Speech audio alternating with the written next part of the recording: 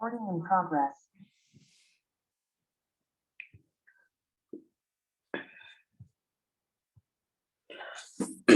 So last lecture we have completed discussion about thermal properties of matter. So इसको पहले short में revise करेंगे, then will start discussion about thermodynamics. क्या होता है थर्मल प्रॉपर्टीज ऑफ मैटर? मतलब matter की ऐसी प्रॉपर्टी जो हीट के ऊपर डिपेंड करती है, उसको बोला जाता है थर्मल प्रॉपर्टीज ऑफ मैटर. तो ये थर्मल प्रॉपर्टीज ऑफ मैटर पढ़ने के लिए हमें सबसे पहले इंट्रोड्यूस किया था physical quantity, that is temperature. अभी टेम्परेचर मतलब क्या होता है, हमने डिफाइन किया था कि ये टेम्परेचर मतलब degree of measure of hotness और कोल्डनेस होती है. उसके बाद हीट मतलब क्या होती है, तो ये फॉर्म ऑफ एनर्जी है जब ये ट्रांजिट होगी from body at a higher temperature to the body at a lower temperature, तब तक ही उसका एग्जिस्टेंस होगा. एंड ऑलवेज फ्लो होती है from higher temperature to lower temperature. जब ये बॉडी के अंदर चली जाती है तो ये कन्वर्ट होती है into kinetic energy of the molecules of the given substance. उससे रिलेटेड नेक्स्ट पॉइंट आता है thermometry, that is measurement of temperature. Thermometer device used to measure the temperature. Thermometric property मतलब द प्रॉपर्टी जो change होगी due to change in temperature, जैसे कि length है, volume है, प्रेशर है, रेजिस्टेंस है. तो इनमें से किसी भी एक प्रॉपर्टी को अपन तीन पार्ट में रीडिंग ले लेते हैं. एक 0 डिग्री सेल्सियस पे, दूसरी T डिग्री सेल्सियस पे, तीसरी 100 डिग्री सेल्सियस पे. एंड उसको xt minus x0 upon x100 minus x0 into 100 इस इक्वेशन में अगर पुट कर देंगे तो रिक्वायर्ड टेम्परेचर अपन कैलकुलेट कर सकते हैं. इसी कंसेप्ट के ऊपर से हमने टेम्परेचर की स्केल्स डेवलप किए. हर एक स्केल को डेवलप करते टाइम दो कंडीशन होती है, एक लोअर फिक्स पॉइंट होता है, एक अपर फिक्स पॉइंट होता है. और वहां पे हमने जो स्केल्स बनाई थी उसमें से कुछ इंपॉर्टेंट स्केल्स है, जैसे Celsius scale, degree Fahrenheit scale, Reaumur scale, Kelvin scale and Rankine scale. ये स्टार्ट होती है सारी की सारी for at melting point of ice. जैसे कि सेल्सियस के लिए 0 है, अपर फिक्स पॉइंट 100 है, नंबर ऑफ डिवीजन 100 है. डिग्री फ़ारेनहाइट के लिए 32 से स्टार्ट होगा, 212 पे एंड होगा, 180 डिवीजन है. र्यूमर के लिए 0 से स्टार्ट होगा, 80 पे एंड होगा, नंबर ऑफ डिविजन 80 है. केल्विन के लिए 273 से स्टार्ट होगा, 373 पे एंड होगा, टोटल नंबर ऑफ डिवीजन 100 है. रैंकाइन के लिए 460 से 672 यानी नंबर ऑफ डिवीजन 212 है. तो हर एक स्केल के लिए क्या होता है कि जो reading minus lower fix point है divide by number of division है, यानी upper fix point minus lower fix point, ये हमेशा से कांस्टेंट होता है. एंड ये कांस्टेंट होने की वजह से हम ये टेम्परेचर को एक सिस्टम मतलब एक स्केल के टेम्परेचर से दूसरे स्केल के टेम्परेचर में कन्वर्ट कर सकते हैं. उसके लिए रिलेशन है जिसमें हमें मैक्सिमम टाइम डिस्कस करना पड़ता है about Celsius and Fahrenheit scale. उसके लिए ये कन्वर्जन है Tc equals to 5/9 in bracket T up minus 32, where T up is the temperature in Fahrenheit, Tc is the temperature in degree Celsius. And अगर हमें direct temperature की जगह change पूछा गया है तो चेंज कैलकुलेट करने के लिए हम क्या करेंगे, सीधा सीधा 9/5 into delta Tc is equal to the delta times of T up, ये एक्सप्रेशन यूज करेंगे. उसमें फिर नॉर्मल ह्यूमन बॉडी टेम्परेचर होता है 37 डिग्री सेल्सियस, जिसका फ़ारेनहाइट में आएगा 98.6 डिग्री फ़ारेनहाइट. एंड उसके बाद में ऐसा टेम्परेचर जहाँ पे Celsius and Fahrenheit scale equal बन जाती है वो होता है -40 डिग्री एंड -40 फ़ारेनहाइट. उसके बाद में सेम कंडीशन के ऊपर से हम जो क्या थर्मोडायनेमिक प्रॉपर्टी के ऊपर से थर्मोमीटर्स बनाते हैं, उसके आते हैं टाइप्स, जैसे कि लिक्विड थर्मोमीटर है, गैस थर्मोमीटर है, रेजिस्टेंस थर्मोमीटर है, थर्मोकपल थर्मोमीटर है, रेडिएशन थर्मोमीटर है, वेपर प्रेशर थर्मोमीटर है. लिक्विड थर्मोमीटर में एक तो मर्क्यूरी नहीं तो अल्कोहल हम यूज करते हैं. तो वहां पे क्या होगा, लिक्विड की लेवल राइज होगी, चेंज होगी, मतलब वहां पे लेंथ वेरी होगी, इसलिए थर्मोडायनेमिक प्रॉपर्टी अपन यूज कर रहे हैं एज ए एल. फॉर्मूला तो वही था जो स्टार्ट में देखा था. सेम एप्लीकेबल है for all type of thermometer, लेकिन उसमें क्या है कि gas thermometers are more sensitive than liquid thermometers. ये एक्यूरेट भी होते हैं एंड कैलिब्रेशन के लिए भी हम यूज करते हैं. रेजिस्टेंस थर्मोमीटर के लिए अपन यूज करते हैं प्लेटिनम को, जिसका मेल्टिंग पॉइंट वेरी हाई होता है. एंड वहां पे अपन विटस्टोन्स नेटवर्क के मैकेनिज्म से रेजिस्टेंस उसका कैलकुलेट करते हैं एंड रेजिस्टेंस को कैलिब्रेट करते हैं इन टर्म्स ऑफ टेम्परेचर. वहीं पे अगर लोअर टेम्परेचर हमें मेजर करना हो तो हम वहां पे जर्मेनियम यूज करते हैं, सेमीकंडक्टर. ठीक है. उसके बाद में थर्मोकपल थर्मोमीटर है जो वर्क करता है बेस्ड ऑन सीबेक इफेक्ट. यहाँ पे हमें मालूम है कि कंडक्टर के दो एंड को अगर डिफरेंट टेम्परेचर पे रखेंगे एंड उसको अगर एक्सटर्नली कनेक्ट कर देंगे वायर से तो वहां पे करंट फ्लो होता है. तो उसकी इसमें ईएमएफ का एक्सप्रेशन होता है AT + BT का स्क्वायर. उसके बाद में आते हैं पायरोमीटर्स। अब ये पायरोमीटर्स मतलब जिनको अपन रेडिएशन थर्मोमीटर बोलते हैं, जिनका काम ही है कि टेम्परेचर मेजरमेंट करना अकॉर्डिंग टू रेडिएशन और हीट इमिटेड। उसके लिए स्टीफन्स लॉ यूज किया जाता है। इसकी range 800 degree Celsius to 4000 degree Celsius होता है। देन बोलोमीटर एंड थर्मोपाइल जो है हम रेडिएशन को डिटेक्ट करने के लिए एंड मेजर करने के लिए यूज करते हैं। और उसको रिप्लेस करके अकॉर्डिंग टू एसआई हम अब हमने स्टार्ट किया है फॉलो करना ट्रिपल पॉइंट ऑफ वाटर की कंडीशन को टू मेजर द टेम्परेचर। अभी ट्रिपल पॉइंट ऑफ वाटर मतलब क्या होता है? एक ऐसी कंडीशन है जहां पे वाटर को एग्जिस्ट करता है into solid liquid and gases, जिसका टेम्परेचर होता है 273 केल्विन एंड प्रेशर होता है 4.58 मिलीमीटर ऑफ Hg। एंड अगर हमें ट्रिपल पॉइंट के बारे में इंफॉर्मेशन है तो हम क्या करेंगे, thermodynamic property eight given temperature upon thermodynamic property eight triple point into temperature at triple point अगर करेंगे तो हमें डायरेक्टली टेम्परेचर मिलेगा इनटू केल्विन। मतलब ये सिंपलेस्ट प्रोसेस है जो हम आज की डेट में फॉलो करते हैं। तो यहाँ पे थर्मल प्रॉपर्टीज ऑफ मैटर का फर्स्ट हाफ जो है जिसमें हम थर्मोमेट्री एंड थर्मोमीटर्स के बारे में डिस्कस करते हैं, वो इतना ही है, यहाँ पे कंप्लीट होता है। Second part which is most important, जिसमें हमें पढ़ना है अबाउट हीट कैपेसिटीज। तो पहले स्पेसिफिक हीट कैपेसिटी पढ़ने के लिए इंटरनल एनर्जी आ गई। पहले हमने डिस्कस किया था कि इंटरनल एनर्जी मतलब क्या है, तो जो हीट गेन की थी सब्सटेंस ने, उसने मॉलिक्यूल के काइनेटिक एनर्जी में उसको कन्वर्ट किया था, तो उसकी सम ऑफ काइनेटिक एनर्जी मतलब उसकी इंटरनल एनर्जी हो गई, जो अपन मेजर करते हैं इन टर्म्स ऑफ टेम्परेचर। यानी बॉडी का टेम्परेचर अगर बढ़ गया तो उसकी इंटरनल एनर्जी बढ़ जाती है, टेम्परेचर अगर कम हो गया तो इंटरनल एनर्जी कम होती है। उसके बाद में हीट मतलब क्या है, फिर से एनर्जी, जिसका एसआई यूनिट है जूल, सीजीएस यूनिट है कैलोरी, एंड ये कन्वर्जन होता है 1 calorie equals to 4.186 joule. And उसी के अकॉर्डिंग ये मैकेनिकल इक्विवेलेंट ऑफ हीट आता है, जो heat and work are interconvertible, ये एक्सप्लेन करता है, which is given by J equals to W by Q। अब वहां पे नेक्स्ट कंसेप्ट आती है, दैट इज हीट कैपेसिटी, जिसे को अपन थर्मल कैपेसिटी भी बोलते हैं। Amount of heat required to raise the temperature, यानी delta Q by delta T. ऐसा यूनिट जूल पर केल्विन या फिर कैलोरी पर डिग्री सेल्सियस। वहीं पे अगर स्पेसिफिक पर्टिकुलर मास के बारे में डिस्कशन करेंगे तो बन जाएगी specific heat capacity denoted by small c given by delta Q by delta T into m। Unit बन गया जूल पर केजी पर केल्विन और कैलोरी पर ग्राम पर डिग्री सेल्सियस, और ये उनके बिटवीन का conversion factor. Dimensions L2T-2 K-1। Then water की जो स्पेसिफिक हीट है 4200 जूल पर केजी पर डिग्री सेल्सियस। अब अगर हम मास को रिप्लेस करके मोल्स की बात करेंगे तो वहां पे स्पेसिफिक हीट की जगह पे आती है molar specific heat denoted by capital C. अब यहाँ पे क्या बोलेंगे हम कि सेम कंसेप्ट होगी, बस यहाँ पे पर यूनिट मास की जगह पे पर यूनिट मोल्स लेने पड़ेंगे, यानी m will be replaced by n, इसलिए यूनिट में kg will be replaced by mole, बस इतना ही चेंज होगा। फिर वहां पे इन दोनों के बिटवीन में रिलेशन आएगा कि molar specific heat is equals to molar mass into specific heat, capital C equals to m into c। Cp and Cv ये सिर्फ गैसेस की केस में एप्लीकेबल होता है, कि हम क्या करते हैं कि मोलार स्पेसिफिक हीट कैलकुलेट करते हैं at constant pressure and constant volume, जिसमें Cp always greater than Cv होता है, Cp minus Cv equals to R होता है। एंड जो टेम्परेचर में आने वाला वेरिएशन है वो इनवर्सली प्रोपोर्शनल रहेगा टू द स्पेसिफिक हीट। अब ये स्पेसिफिक हीट डिस्कस करेंगे फॉर वाटर, तो सबसे इंपॉर्टेंट पॉइंट आता है कि among all known solids and liquid specific heat of water is maximum. इसलिए वाटर जो है हीट गेन करने के बाद एकदम स्लोली स्लोली उसका टेम्परेचर बढ़ाता है, एंड हीट को लूज करने के बाद वहां पे एकदम स्लोली स्लोली जो उसका टेम्परेचर डिक्रीज होता है। ठीक है, तो वो वेरिएशन जो है स्पेसिफिक हीट का विथ टेम्परेचर, ये हमने ग्राफिकली रिप्रेजेंट किया है। एंड 37 डिग्री सेल्सियस पे ये जो स्पेसिफिक हीट है ये मिनिमम होती है, मतलब जैसे जैसे टेम्परेचर बढ़ेगा पहले स्पेसिफिक हीट कम होती है, बाद में फिर से ये इंक्रीज होती है।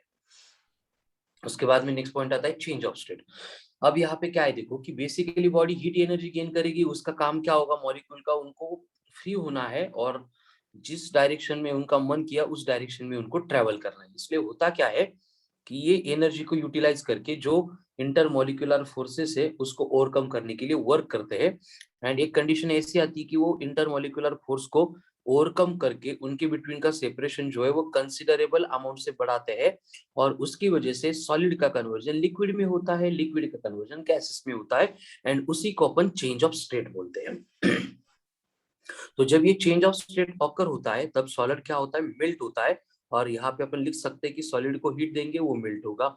उसके बाद में वेपराइजेशन ऑफ लिक्विड हो रहा है तो वहां पे भी क्या होगा, लिक्विड को हीट देंगे उसका वेपर में कन्वर्जन होगा। अगर वहां पे कंडेंसेशन ऑफ वेपर हो रहा है यानी वेपर को कोल्ड करेंगे, कूल करेंगे, तो वो लिक्विड में कन्वर्ट होगा।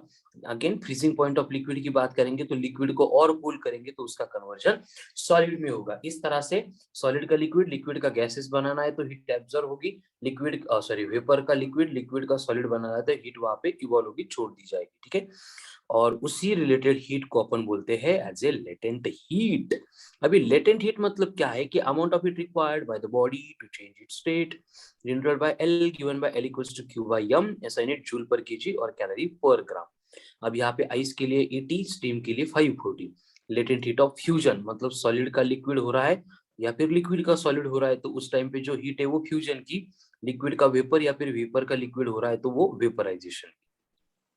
अब यहाँ पे इंपॉर्टेंट पॉइंट है कि अगर हम हीट सप्लाई करेंगे एनी सब्सटेंस को चेंज ऑफ स्टेट होते हुए तो वहां पे कोई भी टेम्परेचर में चेंज ऑकर नहीं होगा, यानी change of state is an isothermal process.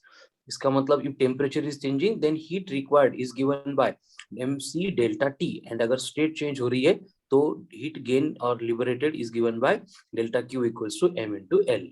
और उसी से रिलेटेड हमने हीटिंग कर्व देखा था कि सपोज अगर अपन हीट सप्लाई कर रहे हैं उसके अगेंस्ट टेम्परेचर में कैसे वेरिएशन होगा, वो अगर देखेंगे तो क्या है, देखो कि पहले जो अपन हीट सप्लाई करेंगे उससे टेम्परेचर बढ़ेगा तो ये डायरेक्टली प्रोपोर्शनल होंगे, लेकिन एक पॉइंट आएगा जहां पे ये सॉलिड का फ्यूजन स्टार्ट होगा एंड ये लिक्विड में कन्वर्ट होगा, तो उस केस में जितनी भी हीट ये एब्सॉर्ब करेगा उससे कोई भी टेम्परेचर नहीं बढ़ेगा। आगे ये लिक्विड में कन्वर्ट हो गया, फिर से हम हीट सप्लाई करेंगे उसका टेम्परेचर लीनियरली बढ़ेगा, लेकिन जब ये वाटर का या फिर लिक्विड का बॉइलिंग पॉइंट आ जाएगा उसके बियॉन्ड जो हीट सप्लाई करेंगे उससे टेम्परेचर नहीं बढ़ेगा, मतलब टेम्परेचर कांस्टेंट रहेगा जब तक वेपर्स फॉर्म नहीं होते। एक बार वेपर्स बन गए तो ये सारे वेपर्स को अगर हीट सप्लाई करेंगे तो अगेन इससे टेम्परेचर बढ़ना शुरू हो जाएगा। वही ग्राफ को हमने आगे एक्सप्लेन किया था। एंड इसी बातें जो अपन ऊपर latent heat and specific heat में डिस्कस कर रहे थे वही कैलोरीमेट्री में आएंगी, जिसका काम होगा हीट की मेजरमेंट करना। और वहां पे बेसिक मैकेनिज्म है हमारा heat loss is equals to heat gain. अगर वहां पे बोला गया है कि चेंज ऑफ स्टेट ऑकर नहीं हो रही है तो वहां पे m1c1 in bracket theta one minus theta mix is equals to m2c2 in bracket theta mix minus theta two. ये एक्सप्रेशन अप्लाई होता है जिसके अकॉर्डिंग अपन अगर मिक्सचर का टेम्परेचर कैलकुलेट कर रहे तो m1c1 थीटा1 प्लस m2c2 थीटा2 अपॉन m1c1 प्लस m2c2। अगर c1 plus c1 is equals to c2 है तो ये बनेगा m1 थीटा1 प्लस m2 थीटा2 अपॉन m1 प्लस m2। अगर m1 इक्वल्स टू m2 है तो थीटा मिक्स बनेगा थीटा1 c1 प्लस थीटा2 c2 upon c1 plus c2। दोनों भी सेम है तो थीटा1 प्लस थीटा2 अपॉन 2, ये बनेगा मिक्सचर का टेम्परेचर। उसके बाद में कुछ डायग्राम आते हैं मतलब ग्राफ आते हैं जिसको अपन बोलते हैं फेज इंडिकेटिंग। जो फेज क्या है, कैसे चेंज होता है वो इंडिकेट करता है, उसको अपन पीटी मतलब प्रेशर वर्सेस टेम्परेचर से रिप्रेजेंट करते हैं, जिसमें बेसिकली एक एमपी होगा एक बीपी होगा, melting point and boiling point. अगर वहां पे बात सॉलिड लिक्विड की हो रही है तो वहां पे जो है मेल्टिंग की प्रोसेस होगी, इसलिए कर्व बनेगा एम कर्व मतलब फ्यूजन लाइन। लिक्विड का वेपर हो रहा है मतलब वेपराइजेशन हो रहा है तो वी कर्व मतलब वेपराइजेशन लाइन। लेकिन सॉलिड का वेपर हो रहा है मतलब सब्लिमेशन हो रहा है, इसलिए एस कर्व और सब्लिमेशन लाइन। तो हमने ये वाटर के लिए रिप्रेजेंट किया था, देखो ग्राफ को प्रेशर वर्सेस टेम्परेचर को। एक पॉइंट है जहां पे ये एम कर्व, ये एस कर्व, ये वी कर्व इंटरसेक्ट करते हैं, वो बन गया वाटर का ट्रिपल पॉइंट। और उसकी condition 273 kelvin is the temperature, 4.58 या फिर 4.6 millimetre of Hg is the pressure. उसके बाद में लास्ट पार्ट टॉपिक का आता है थर्मल एक्सपांशन। और थर्मल एक्सपांशन में हमने देखा था हीट एनर्जी ऑब्जर्व करने के बाद सॉलिड क्या होता है, लिक्विड गैस भी क्या होता है, एक्सपांड होता है। फिर यहाँ पे लीनियर एक्सपांशन जिसमें इंपॉर्टेंट कंडीशन दो लेंथ को अगर कंपेयर करके दिया है तो उनका ratio L2 by L1 equals to 1 plus alpha 1 delta T upon 1 plus alpha 2 into delta T. इसमें से जो भी हम लोगों ने कैलकुलेट कर सकते हैं। पेंडुलम क्लॉक में जो टाइम चेंज आने वाला है वो बनेगा हाफ अल्फा डेल्टा थीटा। उसके बाद में अगर पीरियोडिक टाइम इंक्रीज हो रहा है तो टाइम लॉस्ट होगा, अगर डिक्रीज हो रहा है तो टाइम गेन होगा। एरर इन मेजरमेंट अगर कैलकुलेट करनी है तो true value equals to scale reading in bracket 1 plus alpha delta theta. Then difference of length of two rods अगर कांस्टेंट बोला है ऑलवेज तो उस केस में L1 अल्फा 1 इक्वल्स टू होता है L2 अल्फा 2। अगर केस बायोमेटेलिक स्ट्रिप की दी है उसको अगर हीट करेंगे तो वो बेंड होती है आउटर मोस्ट पार्ट में, वही होगा जिसका अल्फा ज्यादा होता है। Then specific heat sorry superficial और एरियल एक्सपेंशन, सारी बातें सेम है, बस beta equals to twice of alpha. Volume की केस में भी सारी बातें सेम है, बस gamma equals to thrice of alpha, ठीक है। एंड यहाँ पे अगर लिक्विड को कंटेनर में पूर करेंगे तो दोनों का एक्सपेंशन सेपरेट होगा, फिर वहां पे गामा एपरेंट आएगा और उसके ऊपर डिपेंड करेगा कि लिक्विड की लेवल इंक्रीज होगी या डिक्रीज होगी, ठीक है। उसके बाद में चेंज इन अप थ्रस्ट अगर कैलकुलेट करना है तो U dash by U is equals to 1 plus gamma S delta theta upon 1 plus gamma L delta theta. इसमें जो भी अननोन है अपन पुट करके कैलकुलेट कर सकते हैं, ठीक है।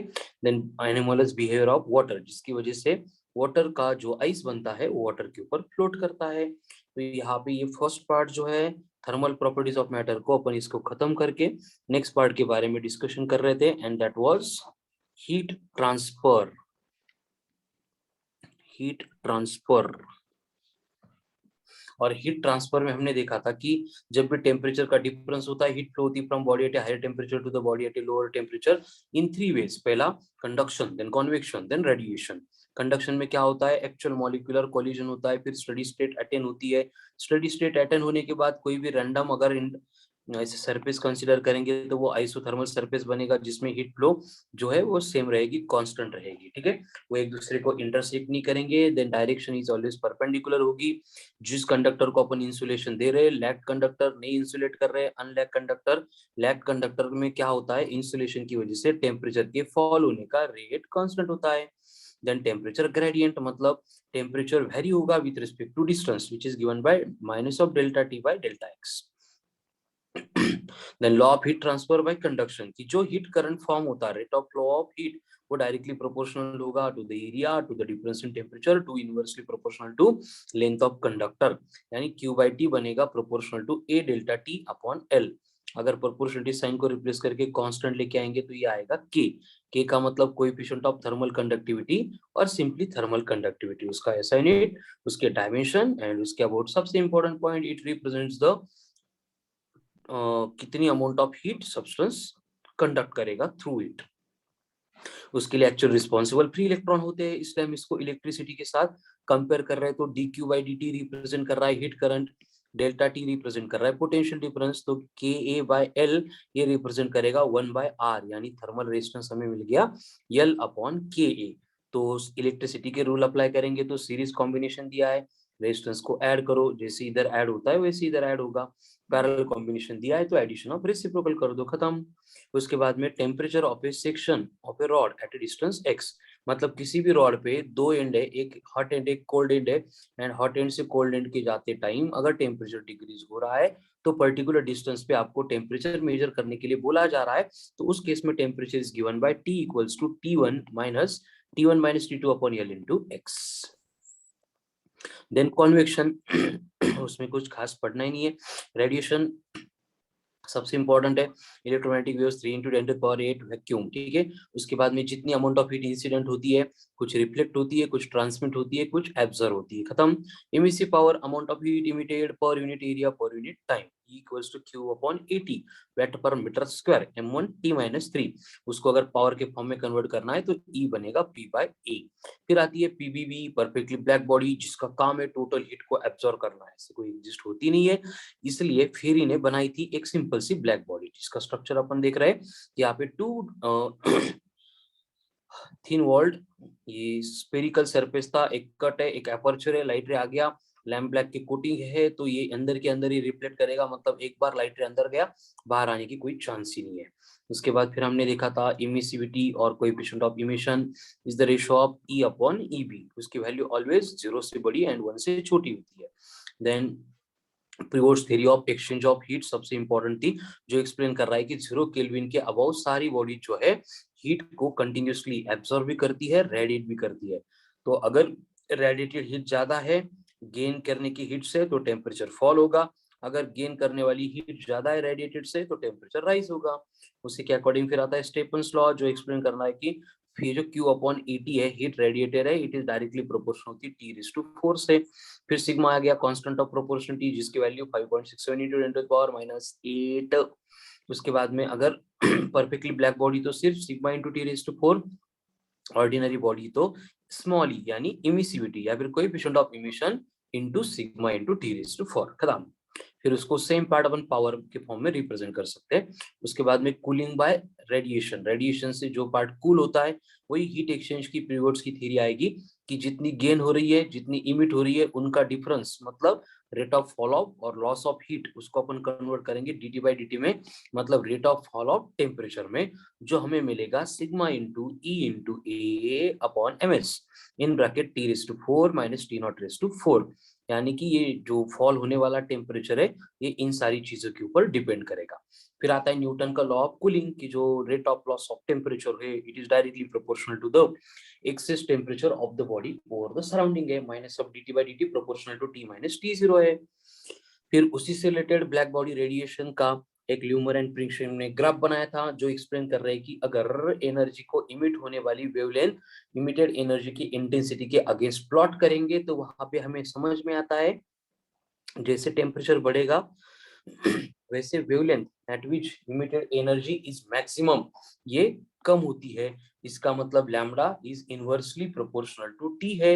इसलिए हमने फिर वहां पे विंस डिस्प्लेसमेंट लॉ में सेम कंसेप्ट को यूज किया, कांस्टेंट ऑफ प्रोपोर्शनलिटी आ गया बी, और बी को हमने बोला था विंस कांस्टेंट, उसकी वैल्यू है 2.898 into 10 to the power -3, खत्म।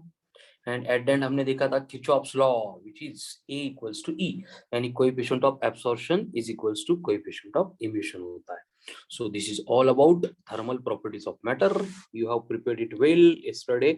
ऑल लोग जो थे उन्होंने रिकॉर्डिंग भी सेंड की थी सेम पार्ट से रिलेटेड, यानी प्रिपरेशन भी उनका हो गया था, वर्कशीट भी सॉल्व हो गई, वर्कशीट के सारे डिस्कशन भी हो गए। तो अब आ जाके हम नेक्स्ट पार्ट के बारे में डिस्कस करने वाले हैं, दैट इज thermodynamics,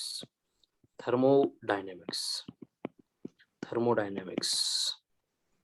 फिर से थर्मो थर्मो थर्मो ही आ रहा है, मतलब यहाँ पे भी डिस्कशन जो है वो हीट एंड रिलेटेड पार्ट से ही होगा। तो सबसे पहले बात आती है कि ये थर्मोडायनेमिक्स मतलब है क्या। तो थर्मोडायनेमिक्स मतलब है it's a branch of physics which deals with the process which involves heat, work and internal energy, heat work and internal energy of the substance. बस इनसे रिलेटेड अगर डिस्कशन हो रहा है तो उसको अपन कंसीडर करते हैं एज ए थर्मोडायनेमिक्स। ठीक है, तो थर्मोडायनेमिक्स आ गया, मतलब वहां पे हीट होगा, वर्क होगा एंड उससे रिलेटेड बॉडी की इंटरनल एनर्जी होगी। उसी की तरह अपन यहाँ पे बोल सकते हैं कि यहाँ पे हमारा बेसिक फोकस होगा conversion of heat into other form of energy या फिर work, conversion of heat into mechanical work, यानी हीट एंड वर्क इनके कन्वर्जन के ऊपर हमारा सबसे ज्यादा ध्यान रहेगा। ठीक है, यानी एक्चुअल में हम यहाँ पे डिस्कस क्या कर रहे हैं, heat work and internal energy, लेकिन उसमें भी हम फोकस करेंगे that is about heat and उसका कन्वर्जन वर्क में या फिर वर्क उसका कन्वर्जन हीट में।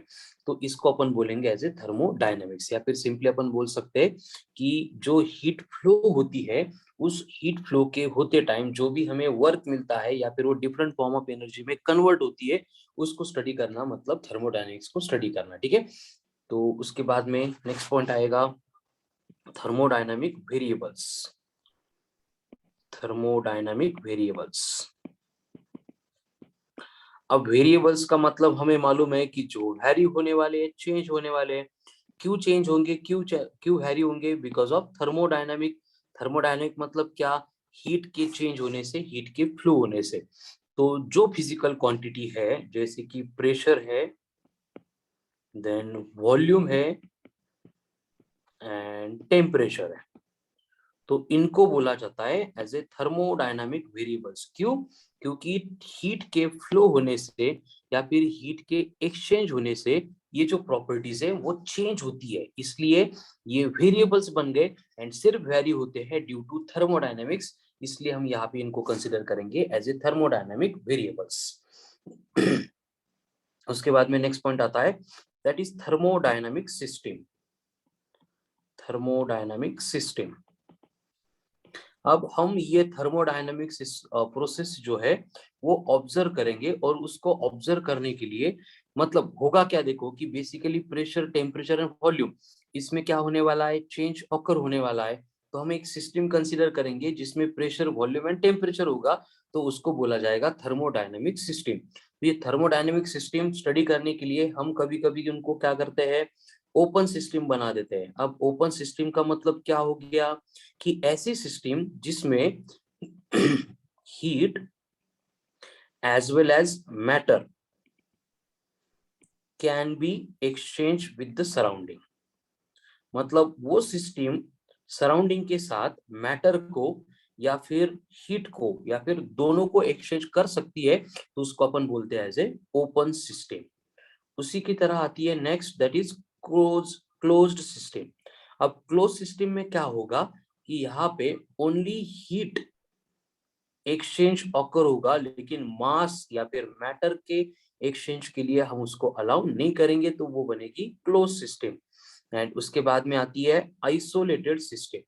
अब आइसोलेटेड सिस्टम में हम वो भी अलाउ नहीं कर रहे, मतलब यहाँ पे ना तो हीट ना तो मैटर कोई भी वहां पे एक्सचेंज नहीं होगा। No exchange with surrounding, no exchange with surrounding.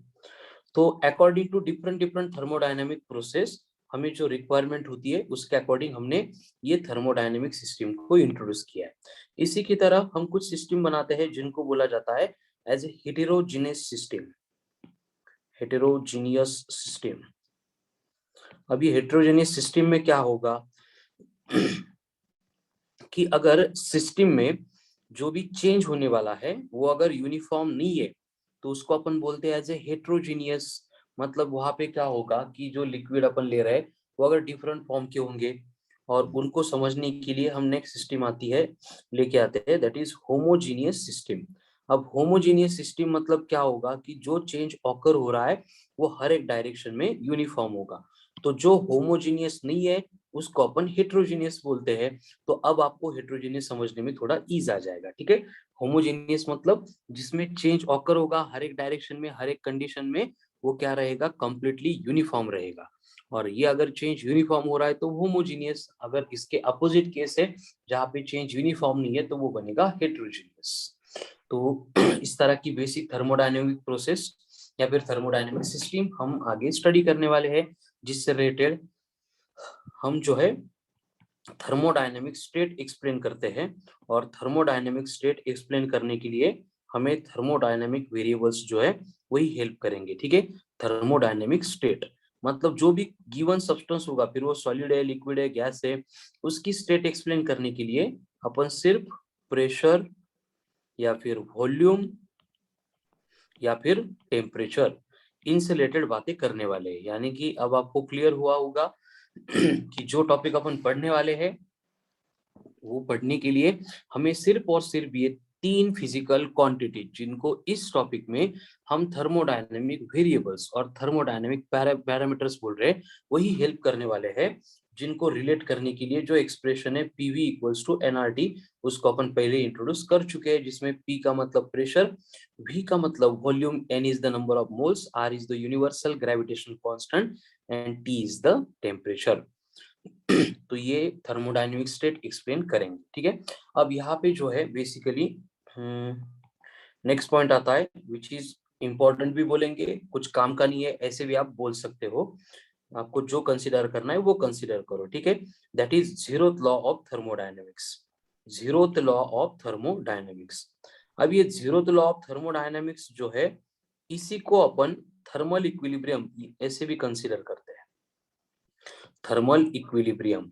अब ये इंपॉर्टेंट मैंने इसलिए बोला था क्योंकि जो first law and second law हम आगे पढ़ने वाले हैं, तो उन दोनों लॉ का जो बेस है ये प्रोवाइड करने वाला ये जीरोथ लॉ है।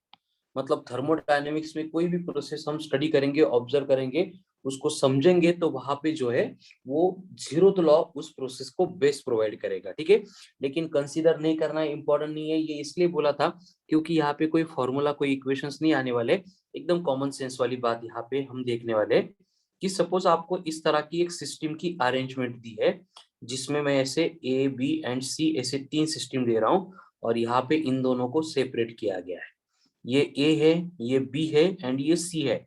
यानी कि यहाँ पे ये जो ए एंड बी ये वाली सिस्टम है, एक दूसरे के साथ हम यहाँ पे इंसुलेट कर रहे हैं। और आपको अगर बोला जा रहा है कि ये ए एंड सी में कोई भी हीट का फ्लो ऑकर नहीं हो रहा है, अब हीट का फ्लो ऑकर नहीं हो रहा है, मतलब यहाँ पे इन दोनों में आ गया इक्विलिब्रियम। कौन सा इक्विलिब्रियम? Thermal equilibrium.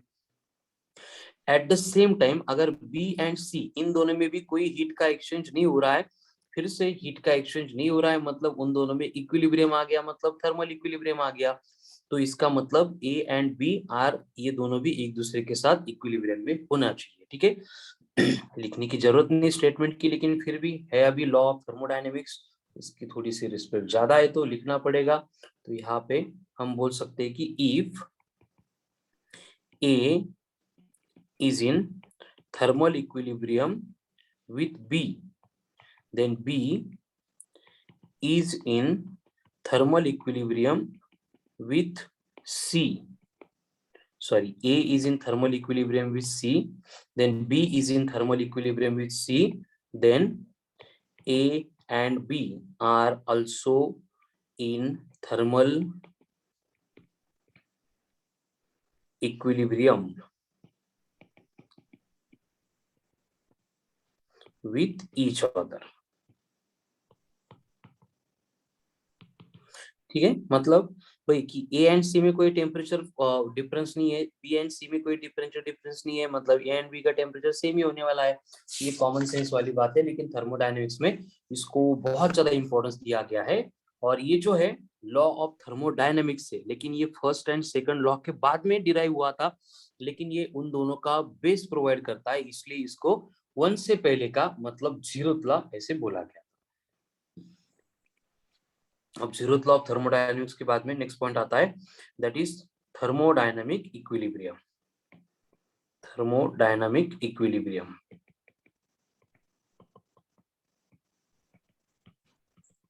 अब ये जो थर्मोडायनामिक इक्विलिब्रियम होते हैं, बेसिकली इक्विलिब्रियम का मतलब क्या, जैसे कि अगर थर्मल इक्विलिब्रियम है तो क्या वहां पे मालूम है कि हीट का एक्सचेंज नहीं होगा, क्योंकि टेम्परेचर का डिफरेंस वहां पे ऑकर नहीं होता है। ठीक है, तो इक्विलिब्रियम की कंडीशन अपन फोर्सेस के रिलेटेड भी पढ़ते हैं। फोर्सेस रिलेटेड इक्विलिब्रियम की कंडीशन में क्या देखा है हमने कि बेसिकली अगर बॉडी के ऊपर एक्ट होने वाला नेट फोर्स जीरो है, तो वो बन गया है उसका फोर्स का यानी मैकेनिक्स का इक्विलिब्रियम। उसी तरह से हम यहाँ पे जो इक्विलिब्रियम देखने वाले हैं, सबसे इंपॉर्टेंट आएगा थर्मल इक्विलिब्रियम। अब थर्मल इक्विलिब्रियम का मतलब क्या है, 4 बार एक्सप्लेन करके हो चुका है, वही है कि अगर टेम्परेचर का डिफरेंस नहीं है तो हीट का फ्लो नहीं होगा, मतलब वहां पे हम बोलेंगे कि थर्मल इक्विलिब्रियम आ गया। उसके बाद में मैकेनिकल इक्विलिब्रियम अगर कंसीडर करना है, तो मैकेनिकल इक्विलिब्रियम मतलब क्या होगा कि बॉडी के ऊपर एक्ट होने वाले सारे फोर्सेस अगर एक दूसरे को बैलेंस कर रहे हैं, तो नेट फोर्स यानी रिजल्टेंट फोर्स अगर जीरो आ रहा है, तो वो बनेगा मैकेनिकल इक्विलिब्रियम। उसी तरह से आएगा और एक, दैट इज केमिकल इक्विलिब्रियम। और ये केमिकल इक्विलिब्रियम का मतलब क्या होगा कि अगर सिस्टम में कोई भी स्पॉन्टेनियस चेंज ऑकर नहीं हो रहा है ड्यू टू केमिकल रिएक्शन और डिफ्यूजन, तो उसको अपन बोलेंगे कि केमिकल इक्विलिब्रियम आ गया। मतलब अगर वो रिएक्ट नहीं कर रहे एक दूसरे के साथ, तो वो मतलब इक्विलिब्रियम की स्टेट में आ गए। तो इस तरह के थर्मोडायनेमिक इक्विलिब्रियम होते हैं, कुछ खास नहीं है, लेकिन दिया है, मालूम होना चाहिए, थ्योरी क्वेश्चन आ गया तो सॉल्व करने की।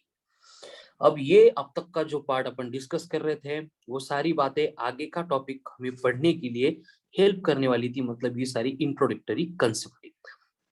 अब वन बाय वन हम डिटेल में बहुत सारी इंपॉर्टेंट बातें डिस्कस करने वाले हैं, जिसका डिस्कशन अपन शुरू कर रहे हैं from thermodynamic processes.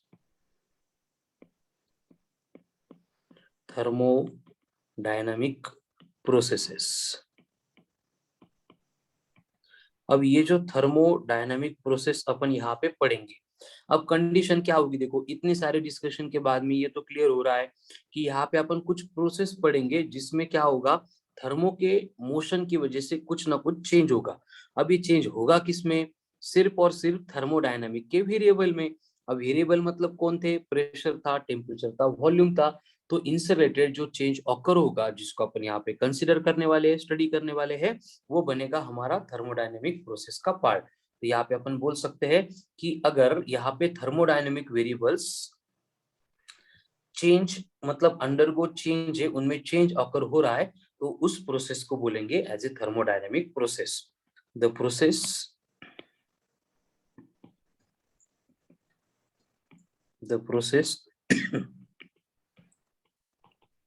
in which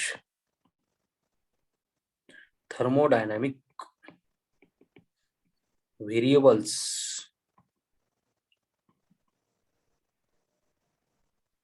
undergo change with time। Thermodynamic variables में अगर टाइम के साथ चेंज ऑकर हो रहा है तो उसको बोला जाएगा थर्मोडायनेमिक प्रोसेस। तो आगे टॉपिक में जो है हमें जो प्रोसेसेस पढ़नी है आगे डिटेल में पढ़ेंगे, बस यहाँ पे इंट्रोड्यूस कर देते हैं कि हमें डिस्कशन किसके अबाउट करना है।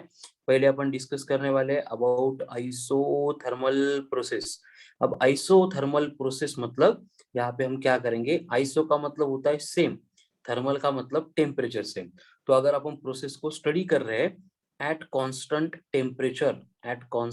टेम्परेचर, तो उस प्रोसेस को बोला जाएगा आइसोथर्मल प्रोसेस। उसके बाद में हम स्टडी करने वाले हैं अबाउट आइसोबैरिक प्रोसेस। अब ये आइसोबैरिक प्रोसेस का मतलब होगा जहां पे हम क्या कर रहे हैं, प्रेशर को कांस्टेंट मेंटेन कर रहे हैं, ठीक है। एट कांस्टेंट प्रेशर अगर अपन थर्मोडायनेमिक प्रोसेस को स्टडी कर रहे हैं तो वो बनेगा आइसोबैरिक प्रोसेस का पार्ट। उसके बाद में आएगा आइसोकोरिक प्रोसेस। अभी जो आइसोकोरिक प्रोसेस है उसमें हमें क्या करना है, फिर से आइसो का मतलब सेम, कोरिक का मतलब वॉल्यूम सेम, तो सेम वॉल्यूम कांस्टेंट वॉल्यूम को रख के हम इस प्रोसेस को स्टडी करेंगे। उसके बाद में आएगा एडियाबेटिक प्रोसेस। अब ये एडियाबेटिक प्रोसेस में हम जो है सिर्फ हीट एक्सचेंज को अलाउ नहीं कर रहे, no heat exchange is allowed. System and surrounding एक दूसरे में अगर हीट को एक्सचेंज नहीं कर पा रहे तो उस केस में जो भी थर्मोडायनेमिक चेंज ऑकर होगा, जो भी प्रोसेस होगी उसको अपन कंसीडर करते हैं एज ए एडियाबेटिक प्रोसेस।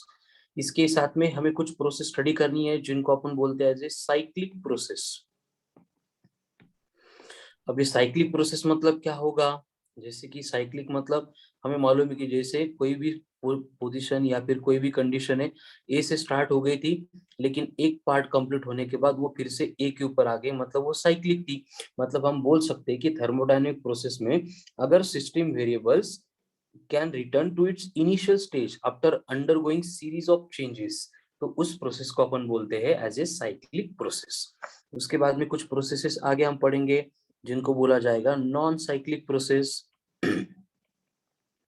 यानी कि कुछ चेंज ऑकर होगा लेकिन इनिशियल स्टेट वहां पे कभी भी अटेन नहीं होगी। उसी के साथ में हमें प्रोसेस एक्चुअली उसको पढ़ना नहीं है, हमें बस इंट्रोड्यूस करना है, जिसको बोला जाता है एज ए क्वाजीस्टैटिक प्रोसेस। अब क्वाजीस्टैटिक प्रोसेस का मतलब क्या होता है कि ये एक थर्मोडायनेमिक प्रोसेस है, उसमें जो रिएक्शन हो रही है या फिर थर्मोडायनेमिक प्रोसेस हो रही है वो एक्सट्रीमली स्लो होती है।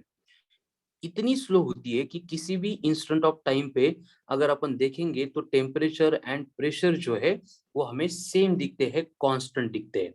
तो इतनी स्लो प्रोसेस अगर है तो उसको बोला जाता है क्वाजी स्टैटिक प्रोसेस। उसी की तरह नेक्स्ट प्रोसेस आती है दैट इज रिवर्सिबल प्रोसेस। अब रिवर्सिबल प्रोसेस मतलब क्या होगा कि अगर एक थर्मोडायनेमिक एक प्रोसेस हो गई एंड उसमें अगर जो चेंजेस ऑकर हो रहे थे, हीट एंड वर्क का कन्वर्जन हो गया था, उसको अगर अपन initial and final state exactly retrace कर पा रहे हैं, इनिशियल एंड फाइनल स्टेट अगर एग्जैक्टली अपन रिट्रेस कर सकते हैं तो रिट्रेसेबल है तो वो बनेगी रिवर्सिबल प्रोसेस। अगर उसको अपन रिट्रेस नहीं कर पा रहे तो वो बनती है नॉन रिवर्सिबल यानी इरिवर्सिबल प्रोसेस। तो हमारा जो टॉपिक का डिस्कशन होगा थर्मोडायनेमिक्स, इस टॉपिक में हम सिर्फ दो चीजों के ऊपर फोकस करने वाले हैं। उसमें फर्स्ट वन आने वाला है ये थर्मोडायनेमिक प्रोसेस जो आपके सामने मैंने इन शॉर्ट लिस्ट करके दी है। इनको वन बाय वन डिटेल में हर एक कंडीशन के साथ, हर एक इक्वेशन के साथ, ग्राफ के साथ, उसके स्लोप के साथ हमें डिस्कस करना है, पढ़ना है। एंड इसके बाद में हम डिस्कशन करेंगे अबाउट थर्मोडायनेमिक्स के लॉज यानी लॉज ऑफ थर्मोडायनेमिक्स। तो थर्मोडायनेमिक्स का जो सिलेबस है बेसिकली इसमें अपन यही दो बातें डिस्कस करने वाले हैं। कंपैरेटिवली एकदम सिंपल छोटा सा टॉपिक है लेकिन उसके लिए कंडीशन है, सारे कंडीशन सारे फॉर्मूले जो है आपको समझने पड़ेंगे, लर्न करने पड़ेंगे, प्रिपेयर करने पड़ेंगे। ठीक है, तो आगे का जो डिस्कशन होने वाला है थर्मोडायनेमिक्स का, उसमें सबसे इंपॉर्टेंट पार्ट अपन ग्राफ से रिलेटेड स्टडी को करने वाले कंसीडर। ठीक है, तो ग्राफ से रिलेटेड जो भी स्टडी आगे होने वाली है उसको हेल्प करने के लिए यहाँ पे कुछ डेटा मैं एक्सप्लेन कर रहा हूँ कि जो भी ग्राफ्स यहाँ पे आएंगे उनको अपन बोलते हैं एज ए इंडिकेटर डायग्राम्स। जो भी ग्राफ अपन स्टडी करेंगे उनको अपन बोलेंगे एज ए इंडिकेटर डायग्राम और पीवी डायग्राम। अब ये पीवी है, यहाँ पे वीटी भी हो सकता है, यहाँ पे पीटी भी हो सकता है, ये सारे इंडिकेटर डायग्राम्स होते हैं। अब ये इंडिकेटर डायग्राम मतलब क्या है, देखो कि हमने पहले डिसाइड किया है कि जो थर्मोडायनेमिक प्रोसेस होती है, इस थर्मोडायनेमिक प्रोसेस में प्रेशर, वॉल्यूम एंड टेम्परेचर, इनमें चेंज ऑकर होने वाला है। एंड ये जो इनमें चेंज ऑकर होगा, तो किसी भी कंडीशन में अगर हमें प्रेशर, वॉल्यूम एंड टेम्परेचर, ये तीनों में से कोई भी दो वेरिएबल्स के अबाउट इंफॉर्मेशन अगर है, तो हम वहां पे पीवी इक्वल्स टू एनआरटी करके थर्ड वेरिएबल के बारे में जो इंफॉर्मेशन है उसको कैलकुलेट कर सकते हैं। तो मेनी टाइम्स जो थर्मोडायनेमिक प्रोसेस हो रही है, तो अपन क्या करते हैं, अगर वो कांस्टेंट टेम्परेचर पे हो रही है तो प्रेशर अगेंस्ट वॉल्यूम के ग्राफ के अलोंग उसको अपन प्लॉट करते हैं। जैसे फॉर एग्जांपल बॉडी पहले ए पे थी, जहां पे उसका इनिशियल पार्ट था प्रेशर इनिशियल, वॉल्यूम इनिशियल, बाद में थोड़ा सा चेंज होके ये प्रेशर बन गया यहाँ पे फाइनल, वॉल्यूम बन गई यहाँ पे फाइनल। तो इस तरह से ये प्रोसेस कंप्लीट हो गई। तो ये इंडिकेटर डायग्राम है, ये हमें सारी information about pressure and volume explain कर रही, तो इसको अपन इंडिकेटर डायग्राम या फिर पीवी डायग्राम बोलते हैं। एंड इसी में जो डेटा एक्सप्लेन किया जाता है, जो नंबर दिए जाते हैं, उनका यूज करके हम वहां पे जो इंफॉर्मेशन है अबाउट टेम्परेचर वो कैलकुलेट कर सकते हैं। तो इस तरह से ये इंडिकेटर डायग्राम होती है, और पीवी डायग्राम होती है जो thermodynamic state of the variables हमें एक्सप्लेन करती है। आगे हमें क्या करना है कि जो जो प्रोसेस मैंने ऊपर लिस्ट करके दी है, उस हर एक प्रोसेस में हमें कैलकुलेट करना है वर्क। तो यहाँ पे बेसिकली थर्मोडायनेमिक्स में हम जो डिस्कशन करेंगे वो होने वाला है अबाउट गैस। तो सारा कंसीडरेशन जो होगा वो रिलेटेड टू गैस होगा। तो हर बार हमें जो है वर्क डन कैलकुलेट करना पड़ेगा कि गैस कितना वर्क डन करेगा, कैसे वर्क डन करेगा। तो उसके लिए एकदम सिंपल सिंपल सी बातें हैं, हर एक प्रोसेस में एज इट इज ये एप्लीकेबल होने वाली है। कि होता क्या है, देखो कि वेरियस थर्मोडायनेमिक प्रोसेस जो अपन ऊपर लिस्ट मैंने करके दी थी उनको देखा है, तो वहां पे जो गैसेस होते हैं वो कभी कभी एक्सपांड होते हैं या फिर कभी कभी कॉम्प्रेस होते हैं। तो वहां पे अगर एक्सपांशन हो रहा है गैस का, तो उसको कंसीडर करते हैं हम कि गैस जो है वो सराउंडिंग के ऊपर वर्क कर रहा है, एंड उसकी वजह से जो इंटरनल एनर्जी है वो कम हो रही है। उसके अगेंस्ट अगर वहां पे कॉम्प्रेशन अगर हो रहा है, तो कॉम्प्रेशन की वजह से सराउंडिंग सिस्टम के ऊपर वर्क कर रही है, एंड उसकी वजह से जो गैस है उसकी इंटरनल एनर्जी इंक्रीज हो रही है। यानी हमारा कंसिडरेशन क्या होता है कि इफ गैस एक्सपांड्स, तो इसका मतलब होगा work is done by the gas on surrounding. और उस केस में जो वर्क डन अपन लेते हैं उसको अपन पॉजिटिव लेंगे, लेकिन हमें मालूम है कि वर्क डन होने के लिए वहां पे एनर्जी की रिक्वायरमेंट होती है। तो ये जो वर्क डन यहाँ पे होने वाला है वो on behalf of internal energy होने वाला है। मतलब वहां पे इंटरनल एनर्जी जो है वो यूटिलाइज होने वाली है, एंड इसी को अपन टेम्परेचर के फॉर्म में कंसिडर करते हैं। मतलब वहां पे टेम्परेचर बोलो या फिर इंटरनल एनर्जी बोलो, अगर गैस का एक्सपेंशन होता है, गैस अगर सराउंडिंग के ऊपर वर्क करता है, तो उसको कम होना है, यानी कि ये डिक्रीज होगा। उसी की तरह अगर वहां पे गैस का कॉम्प्रेशन हो रहा है, अब कॉम्प्रेशन हो रहा है इसका मतलब वहां पे क्या हो रहा है, वर्क इज डन। अब बाय द था, अब बोला जाएगा on the gas by the surrounding, ऐसे होगा। तो इस प्रोसेस में जो वर्क डन हम कंसिडर करेंगे वो हमें निगेटिव लेना है, क्योंकि वर्क अपन कर नहीं रहे, वर्क हमें मिल रहा है। अगर वर्क डन निगेटिव हो गया, इसका मतलब वहां पे जो इंटरनल एनर्जी है जिसको अपन in terms of temperature discuss करने वाले हैं, वो क्या होगी, इंक्रीज होगी। तो इस तरह से जो वर्क डन होता है एक्सपेंशन एंड कॉम्प्रेशन में, तो ये बातें हमें पहले ही कंसिडर करके आगे का पार्ट डिस्कस करना है, ठीक है। अब इसको समझाने के लिए एक छोटा सा एग्जांपल अगर लेंगे कि एक सिलेंडर है और उस सिलेंडर में पिस्टन की मूवमेंट हो रही है, मोशन हो रही है, जैसे कि ये पिस्टन की फर्स्ट पोजीशन है, ये पिस्टन की सेकंड पोजीशन है, ठीक है। तो अगर यहाँ पे बोला जा रहा है कि एक्सपांशन हो रहा है, तो एक्सपांशन हो रहा है मतलब क्या होगा, ये जो पिस्टन है जो पहले x इतने डिस्टेंस पे हुआ करता था, अब dx इतने डिस्टेंस से डिस्प्लेस होगा, और इसको डिस्प्लेस करने के लिए हमने जो फोर्स अप्लाई किया था वो F है, ये बनेगा एरिया ऑफ द पिस्टन।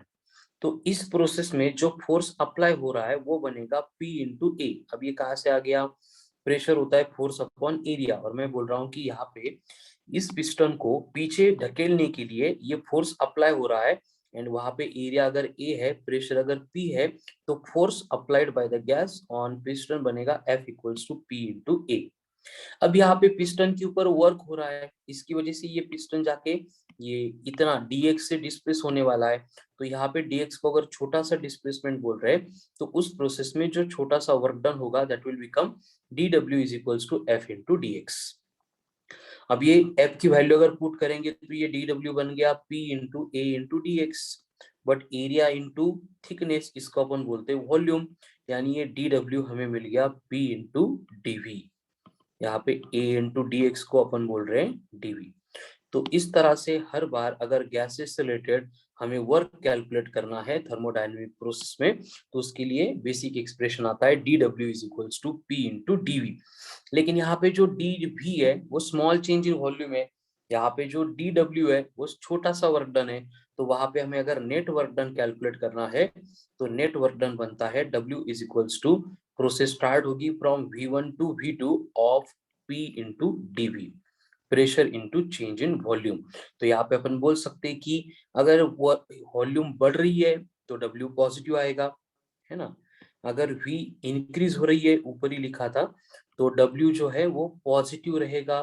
अगर वॉल्यूम वहां पे कम हो रही है, डिक्रीज हो रही है, तो जो वर्क डन है वो निगेटिव रहेगा।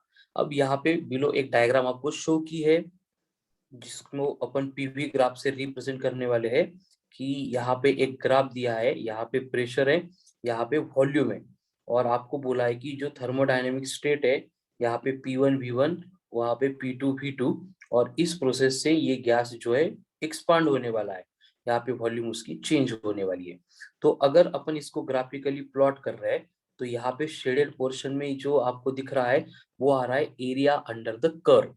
अब हमने ऊपर जो डिस्कस किया है उसके अकॉर्डिंग हमें मालूम है कि वर्क डन कैलकुलेट करने के लिए अपन P इंटू डीवी को इंटीग्रेट करते हैं। इसका मतलब हम यहाँ पे लिख सकते हैं कि to calculate work done in a thermodynamic process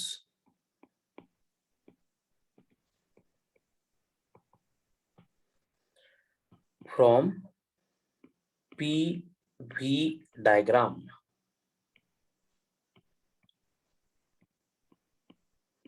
we have to calculate area under the curve, ठीक है। इसका मतलब अगर पीवी डायग्राम दी है एंड वहां पे अगर हमें वर्क डन कैलकुलेट करना है इन द गिवन प्रोसेस, तो वहां पे सिंपली हम जो आपको ग्राफ दिया जाएगा P वर्सेस V का, उसका एरिया कैलकुलेट करेंगे, and this area will represent the work done in the given thermodynamic process. अब यहाँ पे वेरियस प्रोसेसेस में जो वर्क डन कंसीडर करना है हमें, वो कैसे कंसीडर करते हैं, इससे रिलेटेड अपन कुछ थर्मोडायनेमिक प्रोसेस से रिलेटेड डिस्कशन करेंगे, ठीक है। जैसे कि फर्स्ट नेक्स्ट पॉइंट आ रहा है, दैट इज साइक्लिक प्रोसेस में होने वाला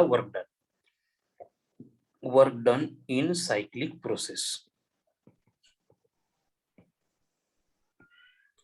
अभी साइक्लिक प्रोसेस सुनने के बाद बहुत सारे लोगों को लगता है कि अरे यहाँ तो वर्क डन तो जीरो ही होता है, लेकिन याद रखना है कि साइक्लिक प्रोसेस में वर्क डन जीरो नहीं होता है। तो उसके लिए पहले साइक्लिक प्रोसेस मतलब क्या होता है। साइक्लिक प्रोसेस मतलब जहां पे सिस्टम के वेरिएबल जो है इनिशियल स्टेट के ऊपर आ जाते हैं आफ्टर साइक्लिक प्रोसेस, मतलब एक कंप्लीट प्रोसेस होने के बाद वो अगर अपने ओरिजिनल स्टेट पे आ रहे हैं, जैसे कि फॉर एग्जांपल अगर ग्राफिकली प्लॉट करेंगे, ये ग्राफ आपको दिया है P वर्सेस V का, प्रेशर वर्सेस वॉल्यूम का।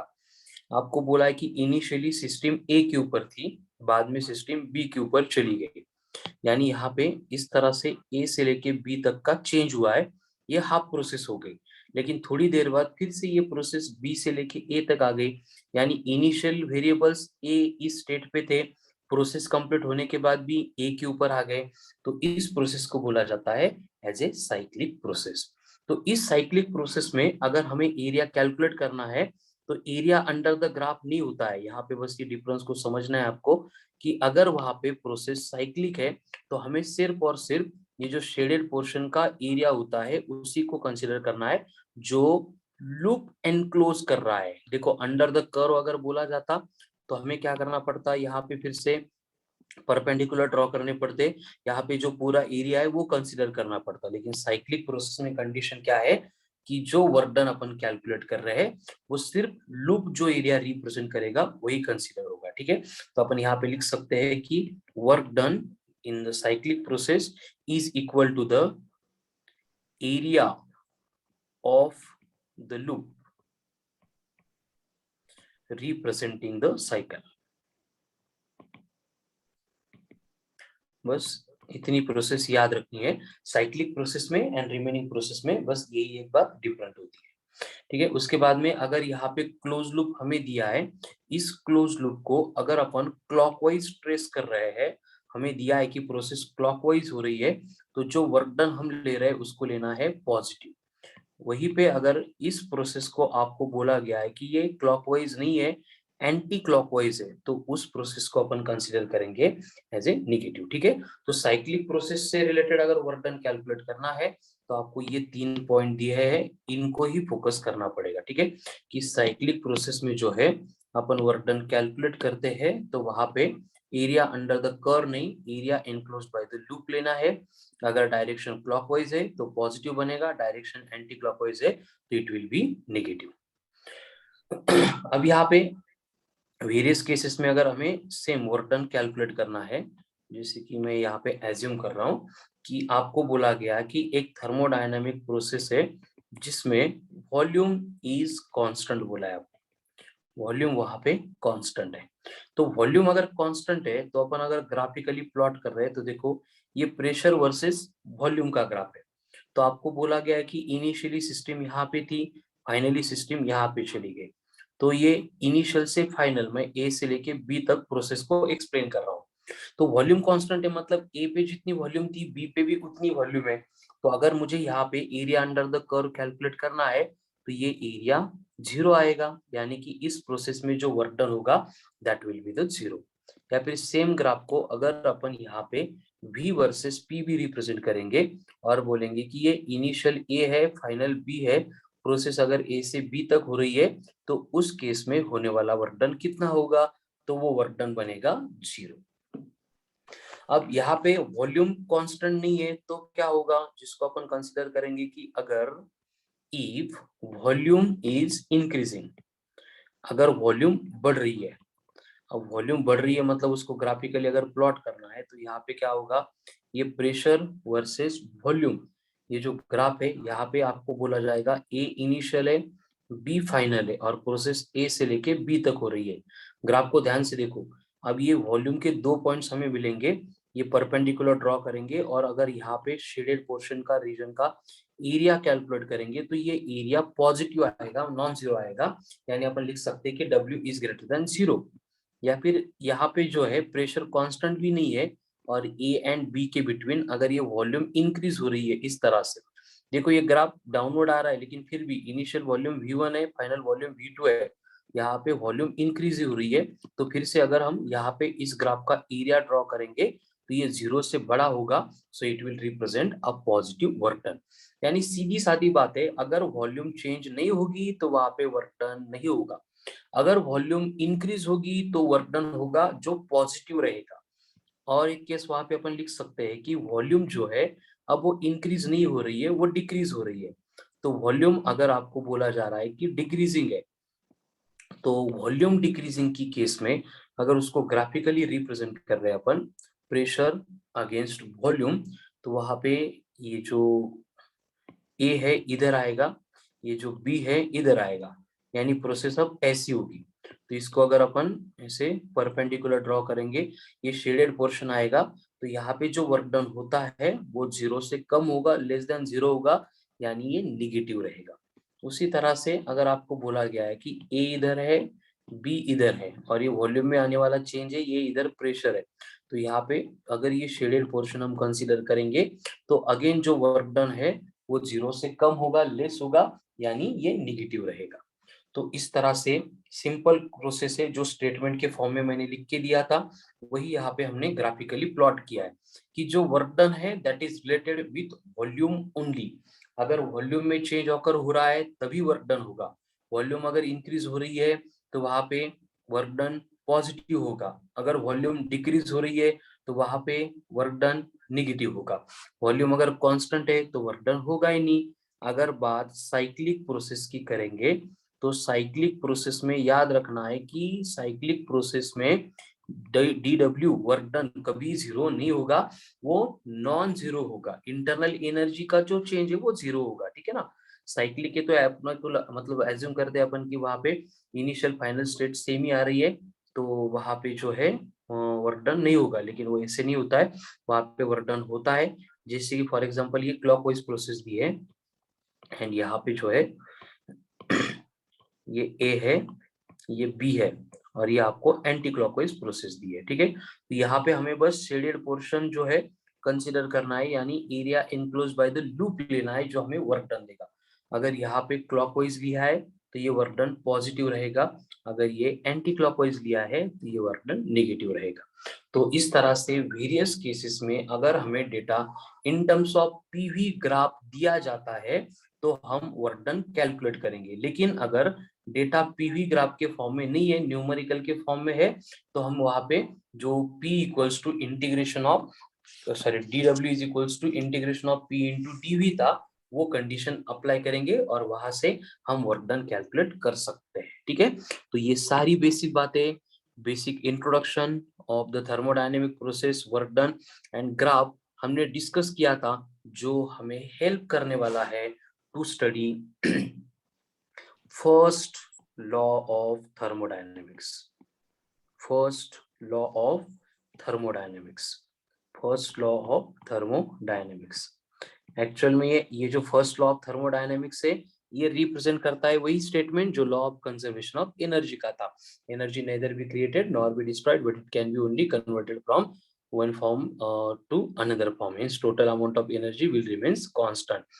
लेकिन उसको जो है हम फिजिक्स में थोड़ा अलग तरीके से एक्सप्लेन करते हैं, और हम एक्सप्लेन करते हैं कि अगर किसी सिस्टम को हम dq इतनी हीट सप्लाई करेंगे, यानी ये बनेगा heat supplied to the system. अब हीट सप्लाई कर दी मतलब हमने एनर्जी सप्लाई कर दी, तो सिस्टम क्या करता है, उस हीट को पहले यूटिलाइज करता है to increase its internal energy, D को बोलेंगे अपन as a internal energy, and बचा हुआ जो एनर्जी का पार्ट है उससे वो सिस्टम वर्क करती है ऑन द सराउंडिंग। यानी जितनी अमाउंट ऑफ एनर्जी हमने सप्लाई की थी वो दो स्टेप में यूटिलाइज होती है, पहले to increase its internal energy and then to do work on the surrounding, यानी dq बनेगा equals to du plus dw। यानी देखो फिर से वही हो रहा है, एनर्जी क्या हो रही है, कंजर्व हो रही है, कि हमने dq इतनी एनर्जी सप्लाई की थी तो उसका कन्वर्जन इंटरनल एनर्जी में हो गया एंड वहां पे वर्क डन भी हो गया, तो dq बना equals to du plus dw। ये बनता है statement for first law of thermodynamics, ठीक है। एंड इसको अगर अपन वर्डिंग के फॉर्म में कन्वर्ट कर रहे हैं तो इसको बोल सकते हैं अपन कि amount of heat supplied to the system is utilised in two ways, first to increase its internal energy, then to do work on the surrounding by the system. तो इस तरह से ये dq is equals to du plus dw, ये बन गया हमारा first law of thermodynamics. अब यहाँ पे आपको एक बात याद रखनी है कि ये जो फर्स्ट लॉ ऑफ थर्मोडायनेमिक्स है, इट इज एप्लीकेबल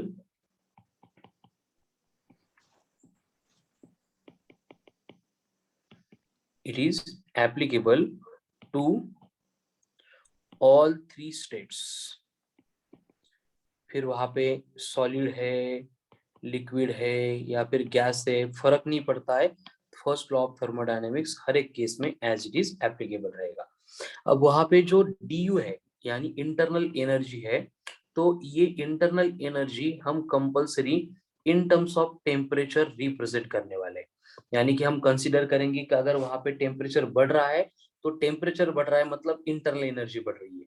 अगर कहीं पे दिया है आपको टेम्परेचर कम हो रहा है तो टेम्परेचर कम हो रहा है मतलब वहां पे इंटरनल एनर्जी कम हो रही है। ऐसा क्यों? क्योंकि इंटरनल एनर्जी का मतलब होता है sum of its kinetic energy, and यहाँ पे जो काइनेटिक एनर्जी दी जाती है उस काइनेटिक एनर्जी के ऊपर इफेक्ट होता है टेम्परेचर का। टेम्परेचर बढ़ रहा है तो इफेक्टिव काइनेटिक एनर्जी बढ़ती है, टेम्परेचर कम हो रहा है तो इफेक्टिव काइनेटिक एनर्जी वहां पे कम होती है। ठीक है, अब वहां पे सेम वे जो डी डब्ल्यू है यानी वर्क डन है वो हम रिप्रेजेंट करने वाले हैं इन टर्म्स ऑफ वॉल्यूम। यानी वहां पे अगर वॉल्यूम चेंज नहीं हो रही है कोई वर्क डन नहीं होगा, अगर वॉल्यूम बढ़ रही है तो वर्क डन होगा और जरूर होगा और वो पॉजिटिव होगा। अगर वॉल्यूम कम हो रही है तो उस केस में भी वर्क डन होगा, लेकिन उस वर्क डन को सिस्टम नहीं करेगी, सराउंडिंग सिस्टम के ऊपर वर्क करेगी, मतलब वहां पे कॉम्प्रेशन होगा। तो इस तरह की ये बेसिक बातें हैं related to first law of thermodynamics. Then next point आता है that is sign conventions to be followed. Sign conventions to be followed. अब यहाँ पे जो साइन कन्वेंशन हम फॉलो करने वाले उसमें एकदम सीधी सीधी बात है कि अगर डी क्यू जो है मतलब जो हीट है अगर अपन सप्लाई कर रहे हैं to the system, supply to the system है, सराउंडिंग ने सिस्टम को दी है तो मिल रही है इसलिए पॉजिटिव। अगर वहां पे वही हीट सिस्टम अगर इवॉल्व कर रही है, छोड़ रही है टू द सराउंडिंग, तो उस केस में हमें लेना पड़ेगा नेगेटिव। अगर हीट इवॉल्व हो रही है या फिर अपन उसको बोलेंगे कि अगर ये रिजेक्टेड बाय द सिस्टम है। उसके बाद में अगर वहां पे वर्क डन डीडब्ल्यू बोला जा रहा है कि बाय द सिस्टम है। अब बाय द सिस्टम कब बोल सकते हैं कि अगर वहां पे गैस की वॉल्यूम बढ़ रही है तो वो एक्सपांड हो रहा है इसलिए वो सराउंडिंग के ऊपर वर्क कर रहा है, तो उस केस में हमें लेना है पॉजिटिव। लेकिन अगर वहां पे बोला जा रहा है कि वर्क डन है ऑन द सिस्टम, और वर्क के बारे में मैंने पहले ही बोला ये इन terms of volume upon consider करते हैं, तो कॉम्प्रेशन अगर हो रहा है, सराउंडिंग अगर सिस्टम पे वर्क कर रही है तो उसको लेना है नेगेटिव। उसके बाद में जो डी है इंटरनल एनर्जी, तो इस इंटरनल एनर्जी की बात क्या है कि अगर वहां पे टेम्परेचर इंक्रीज हो रहा है, अगर वहां पे टेम्परेचर इंक्रीज हो रहा है तो इंटरनल एनर्जी भी बढ़ रही है मतलब ये पॉजिटिव होगी। लेकिन अगर टेम्परेचर इंक्रीज नहीं हो रहा है और टेम्परेचर डिक्रीज हो रहा है तो उसको हमें लेना पड़ेगा नेगेटिव। तो इस तरह के ये साइन कन्वेंशन है जो हम थर्मोडायनेमिक्स को स्टडी करते टाइम फॉलो करने वाले हैं। ठीक है, हीट सप्लाई कर रहे हैं पॉजिटिव, हीट अगर रिजेक्ट हो रही है नेगेटिव, अगर वहां पे वर्क हो रहा है on the system by the system, देखो अगर वर्क हो रहा है, एक मिनट, वर्क हो रहा है बाय द सिस्टम बोला गया है तो पॉजिटिव, वर्क हो रहा है ऑन द सिस्टम बोला गया है तो नेगेटिव। अगर टेम्परेचर बढ़ रहा है इंक्रीज हो रहा है तो पॉजिटिव, अगर टेम्परेचर डिक्रीज हो रहा है then it will be negative. And ये लॉ अप्लाई करके हम D Q is equals to D U plus D W इसमें वैल्यू पुट करके जो भी अननोन पार्ट है उसको हम कैलकुलेट कर सकते हैं। ठीक है, तो ये बन गया हमारा फर्स्ट लॉ ऑफ थर्मोडायनेमिक्स। तो बेसिकली यहाँ पे देखो जो टॉपिक है हमारा, यहाँ पे हमने basic intro of the processes and first law of thermodynamics देखा है। सेकंड पार्ट आएगा जिसमें हम molar specific heat of the gases and जो प्रोसेस हमने शॉर्ट में इंट्रोड्यूस की थी उनको अपन डिटेल में पढ़ने वाले उस प्रोसेसेस को। और उसके बाद में नेक्स्ट पार्ट आने वाला है जिसमें अपन second law of thermodynamics heat pump and refrigerator जिनसे रिलेटेड डिस्कस करने वाले। ठीक है, सो यहाँ पे 5-5 हो गए, यू हैव 20 मिनट्स। 5:25 को मैं मीटिंग एंड नहीं कर रहा हूँ, मीटिंग कंटिन्यू कर रहा हूँ मैं, ठीक है ना। तो 5:25 को again we will start next part molar specific heat of a gas. Before that जो बातें मैंने अभी तक आपको एक्सप्लेन की है रिलेटेड टू थर्मोडायनेमिक्स, ये लर्न करके प्रिपेयर करके इसके शॉर्ट नोट्स बना के आपको सेंड करने हैं इमीडिएटली ऑन ग्रुप। 20 मिनट्स नहीं लगेंगे उसको, 5:20 तक कर लो, ठीक है। तो फिर से मैं मीटिंग एंड नहीं कर रहा हूँ, अपन 5:20 को जो है फिर से लेक्चर कंटिन्यू करेंगे। ये प्रिपेयर करके शॉर्ट नोट्स, एंड अगर पॉसिबल हो गया ऑडियो का तो ऑडियो आप मुझे सेंड करेंगे, पूरा थर्मल से नहीं, सिर्फ थर्मोडायनेमिक्स से जो यहाँ पे मैंने स्टार्ट किया है पीडीएफ में सेंड कर रहा हूँ, इसका पार्ट मुझे चाहिए। क्लियर? Okay sir. सोने का नहीं किसी को, मैं मीटिंग एंड नहीं कर रहा हूँ उसके लिए, नहीं तो सो जाएंगे। 10-15 मिनट है, चलो सोते हैं, ऐसे मत करो।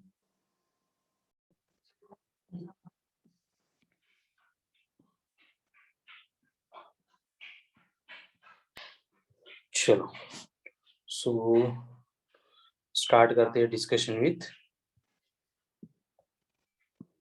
Molar specific heat of gas.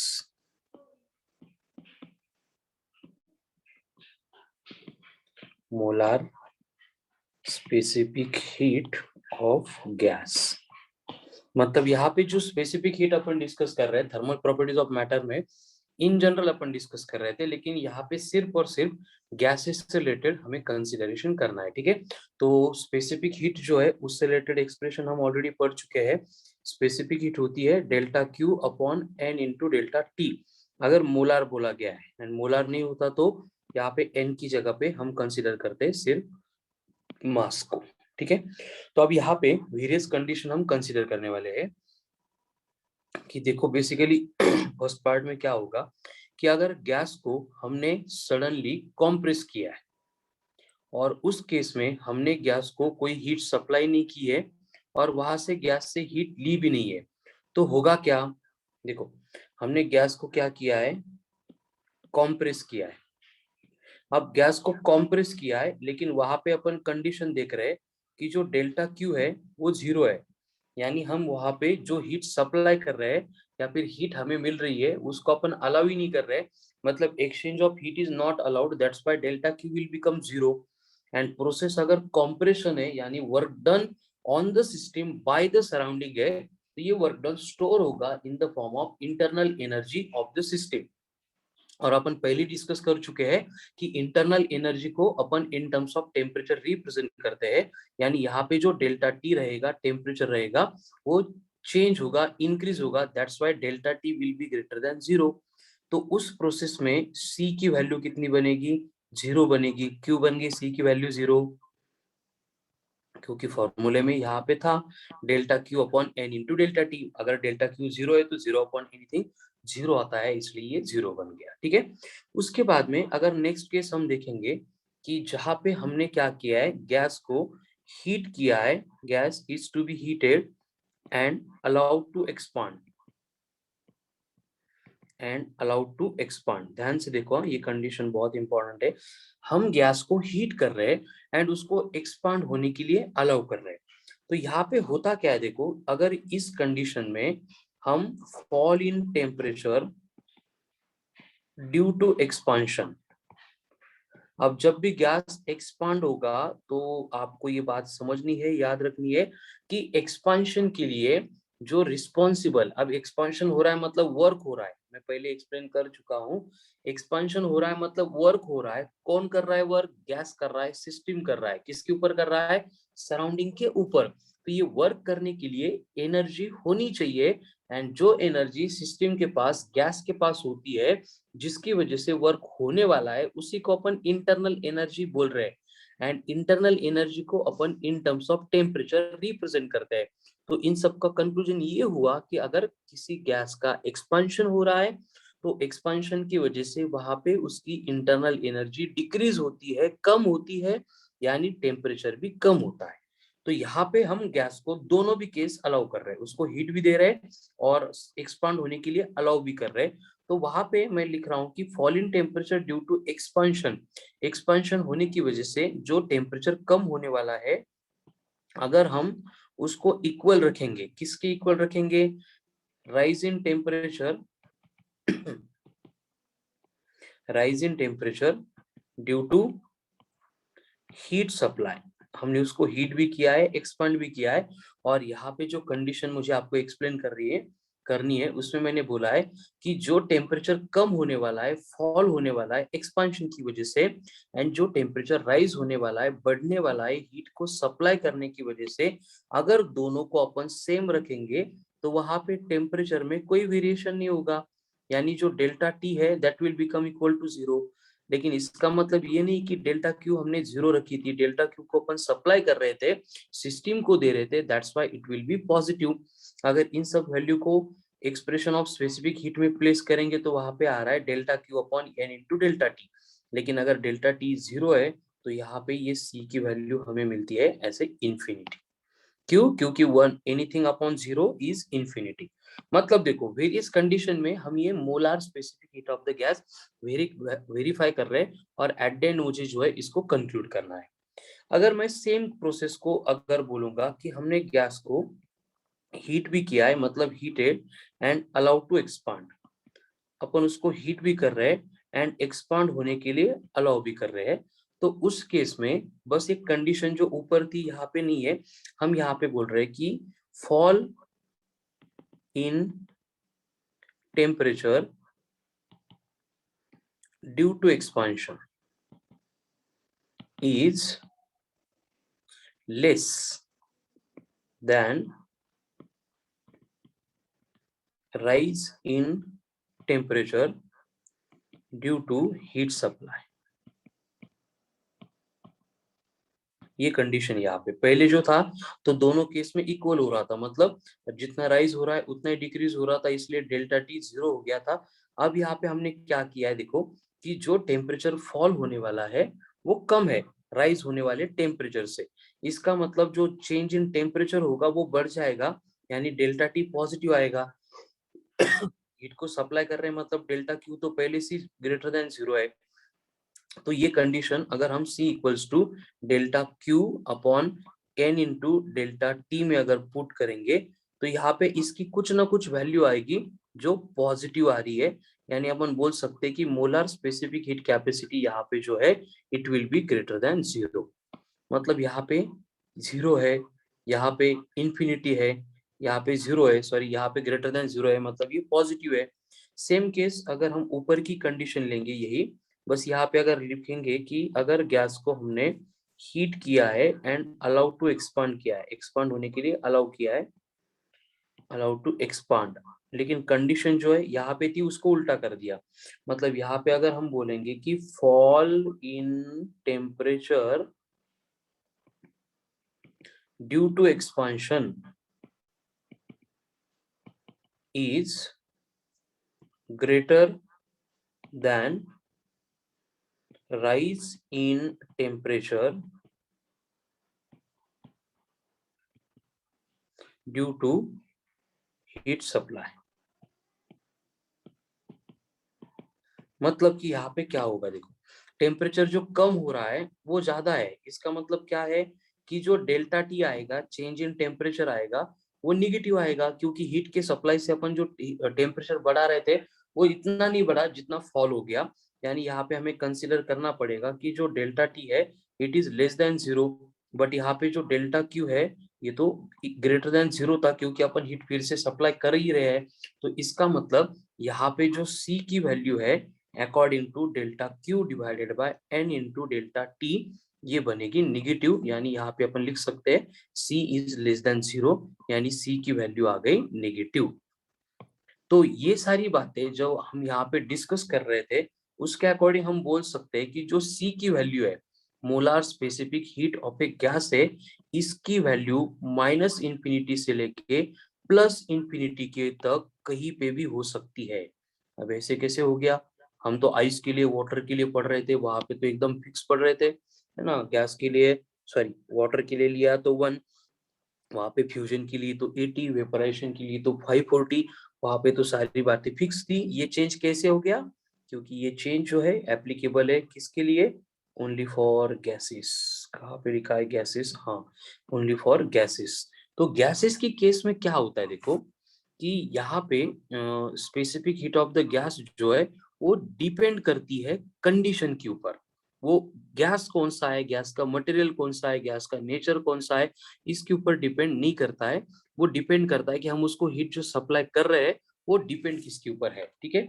इसकी वजह से यहाँ पे पहले देखा कि स्पेसिफिक हीट 0 भी हो सकती है, इन्फिनिटी भी हो सकती है, नेगेटिव भी हो सकती है, पॉजिटिव भी हो सकती है।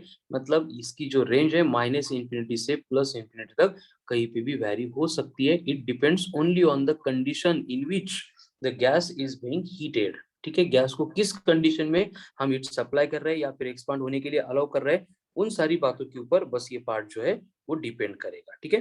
अब इसी से रिलेटेड नेक्स्ट पॉइंट अपन डिस्कस करने वाले हैं, principal specific heat of the gas at two condition.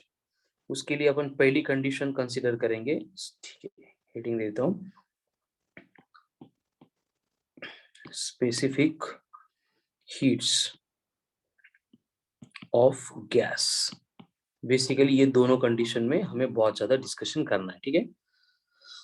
तो पहले हम कंसीडर करेंगे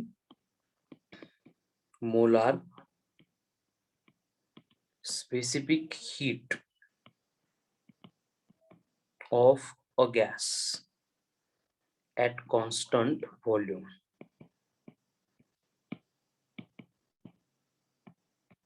दैट इज CV। वॉल्यूम को कांस्टेंट रख के अगर हमें स्पेसिफिक हीट चाहिए तो वहां पे एक्सप्रेशन बनेगा C at constant volume is equals to 1/n into delta Q upon delta T at constant volume. यानी अगर मुझे dq को डेल्टा Q भी अपन बोल सकते हैं, heat supplied eight constant volume चाहिए तो वो बनेगी n into CV into dt। ये एक्सप्रेशन आगे हर एक प्रोसेस में हमें यूज करना है, तो इसको एकदम सीरियसली देखो। कुछ भी नया नहीं है, जो लास्ट टॉपिक में इंट्रोड्यूस किया था फॉर्मूला स्पेसिफिक हीट का वही है, बट वहां पे भी लिया है, मतलब वॉल्यूम को कांस्टेंट रखा है। उसी तरह से हम नेक्स्ट केस में इसको कंसीडर करेंगे, molar specific heat of a gas at constant pressure. Volume की जगह पे प्रेशर को कांस्टेंट रखेंगे तो वो बनेगा Cp। फॉर्मूला तो सेम ही आने वाला है, Cp इक्वल्स टू 1/n। बस ये बनेगा dq upon dt eight constant pressure, यानी dq एट कांस्टेंट प्रेशर। इसके लिए एक्सप्रेशन होगा n into Cp into dt। ये भी बातें थर्मल प्रॉपर्टीज ऑफ मैटर में हम इंट्रोड्यूस कर चुके हैं कि दो स्पेसिफिक हीट कैपेसिटी अपन देखते हैं, एक एट कांस्टेंट प्रेशर, दूसरी एट कांस्टेंट वॉल्यूम। अब थोड़ा सा इंपॉर्टेंट पॉइंट अपन यहाँ पे डिस्कस करने वाले हैं, जिसके ऊपर क्वेश्चंस आते हैं एग्जाम में और वो थोड़े से कंफ्यूजिंग होते हैं, स्ट्रेट फॉरवर्ड नहीं होते, ठीक है। दैट इज रिलेशन बिटवीन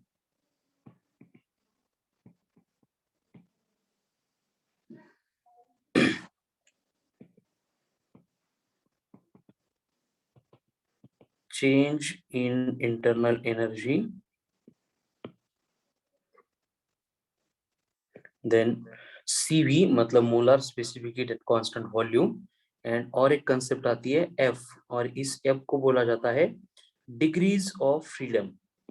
अब ये डिग्रीज ऑफ फ्रीडम जो वर्ड है, हम केटीजे में इसको पढ़ चुके हैं, पढ़ने वाले भी है, तब तक इसको बस एज्यूम करो डिग्रीज ऑफ फ्रीडम मतलब क्या है।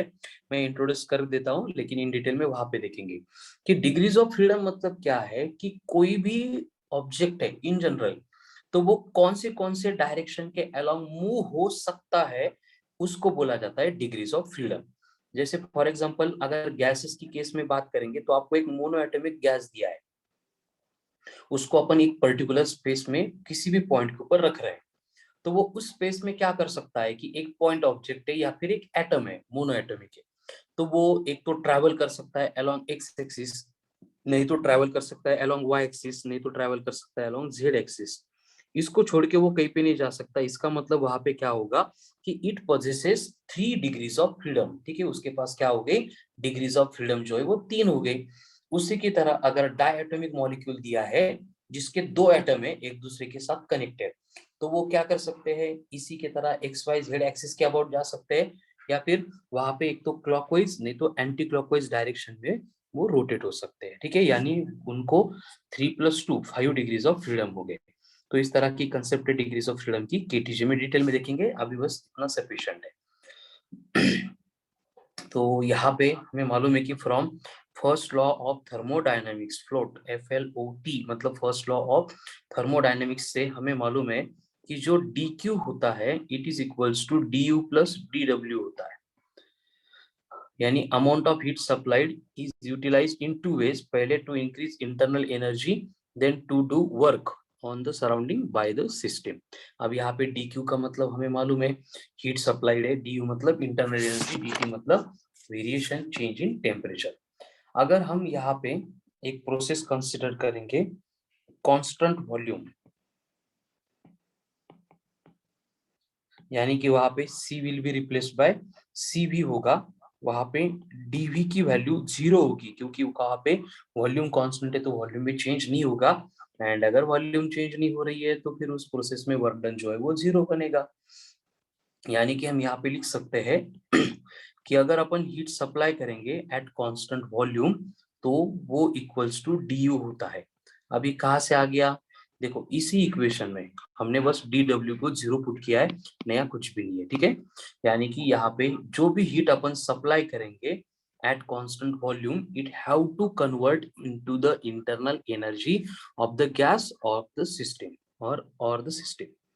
अब हमने ये इंटरनल एनर्जी यानी du इसके लिए एक्सप्रेशन देखा है ऑलरेडी, तो यहाँ पे ये dq एट कांस्टेंट वॉल्यूम अगर लेंगे तो ये बनेगा equals to n into cv into dt, n into cv into dt। मतलब यहाँ पे नया कोई भी फॉर्मूला मैं इंट्रोड्यूस नहीं कर रहा हूँ मोलर स्पेसिफिक हीट में, जो पहले अपन पढ़ चुके हैं उसी को रीअरेंज कर रहे थे। देखो यहाँ पे dq equals to n into cv into dt था, वही मैंने n into cv into dt यहाँ पे पुट कर दिया। ये कब, अगर हम हीट को सप्लाई कर रहे हैं एट कांस्टेंट वॉल्यूम तो। अब इसका मतलब ये हो गया कि अगर हीट सप्लाई है वो इंटरनल एनर्जी में कन्वर्ट हो रही है तो चेंज इन इंटरनल एनर्जी भी बनेगी n into cv into dt। तो यहाँ पे du increase in internal energy के लिए भी हमें एक्सप्रेशन मिलता है n into cv into dt। तो अगर मुझे यहाँ से cv चाहिए molar specific heat at constant volume तो उसका मेरे पास और एक फॉर्मूला आ गया, that is 1/n into du by dt। ध्यान से देखो इसको, cv इज इक्वल्स टू आ गया 1/n into du by dt, जहां पे n का मतलब नंबर ऑफ मोल्स, u का मतलब increase in internal energy, dt का मतलब वेरिएशन ऑफ टेम्परेचर, ठीक है। अब यहाँ पे और एक फॉर्मूला है जो अपन केटीजे में ही डिराइव करने वाले हैं और उसको यूज करने वाले हैं कि जो इंक्रीज इन इंटरनल एनर्जी या फिर चेंज इन इंटरनल एनर्जी होती है वो होती है F/2 nr डेल्टा टी या फिर dt, nr डेल्टा टी। अब F का मतलब मैंने ऊपर ही बोला है कि F का मतलब डिग्रीज ऑफ फ्रीडम है, F is degrees of freedom. यहाँ पे n का मतलब नंबर ऑफ मोल्स, r का मतलब यूनिवर्सल ग्रेविटेशनल कांस्टेंट एंड जो dt है इसका मतलब वेरिएशन चेंज इन टेम्परेचर है, ठीक है। तो अब देखो क्या होगा कि ये जो फॉर्मूला हमें मिला है, अगेन ये एक्सट्रीमली इंपॉर्टेंट है tu equals to f/2 nr into dt। अब देखो यहाँ पे क्या होगा जो cv का ऊपर का फॉर्मूला है उसमें अगर मैं सेम वैल्यूज पुट कर दूंगा तो ये 1/n इंटू क्या बनेगा f/2 nr dt upon dt। तो यहाँ पे nn dt dt कैंसिल हो जाएगा और cv इक्वल्स टू मिलेगा f/2 into r, f/2 into R, extremely important formula, जिसमें हम डिग्रीज ऑफ फ्रीडम की अगर इंफॉर्मेशन मिल गई तो वहां से molar specific heat at constant volume calculate कर सकते हैं, ठीक है। देखो ये तीनों चारों फॉर्मूले step by step extremely important है, इनको समझना है, इनको लर्न करना पड़ेगा।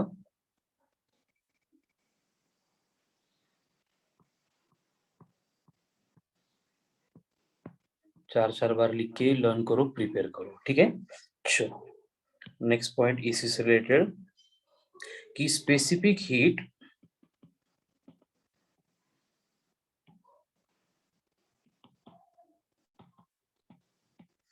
at constant volume is a fundamental constant.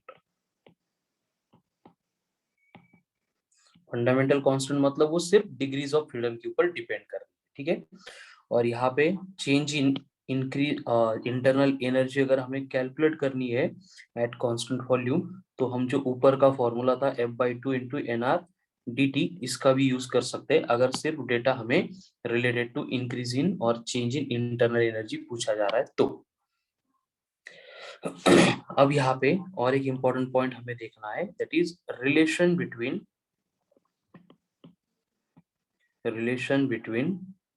CP and CV। अब इनके बिटवीन का एक रिलेशन जो है मैं आपको पहले एक्सप्लेन कर चुका हूं, that is CP minus CV equals to R। अभी आता कैसे है इसका प्रूफ भी 1 मिनट का, लेकिन उस प्रूफ के स्टेप्स का हमें कहीं पे यूज नहीं है, इसलिए मैं डायरेक्ट फॉर्मूला लिख रहा हूँ। जो स्टेप्स हमें एप्लीकेशन में कहीं पे काम में आती है तो उसको अपन यहाँ पे 1 बाय 1 पुट कर देते हैं, ठीक है। तो बेसिकली यहाँ पे CP minus CV equals to R हो गया, ये एक्सट्रीमली इंपॉर्टेंट है। अब इसके ऊपर से हम आगे कुछ और बातें यहाँ पे देख सकते हैं कि जैसे हमने ऊपर देखा था कि CV equals to F/2 into R था, तो इसको अगर मैं इस एक्सप्रेशन में पुट करूंगा तो यहाँ पे मुझे CP की वैल्यू बनेगी F/2 प्लस 1 इंटू R। और आपको ये फॉर्मूले बहुत अच्छे से प्रिपेयर करने हैं, जितना टाइम दे लगता है उतना टाइम दे दो, क्योंकि ये फॉर्मूले मालूम होनी ही चाहिए, आनी ही चाहिए, क्योंकि थर्मोडायनेमिक्स में डायरेक्ट इनमें वैल्यू पुट करके सॉल्व करने के लिए क्वेश्चंस दिए जाते हैं, ठीक है। क्या किया मैंने, बस सिंपल सी एक मैथमेटिकल अरेंजमेंट की, यहाँ पे CV equals to F/2 into R put कर दिया, माइनस उधर जाके प्लस हो गया, प्लस उधर आके माइनस हो गया, तो यहाँ पे जो है RR को कॉमन लिया और ये ब्रैकेट में बन गया F/2 प्लस 1 इंटू R।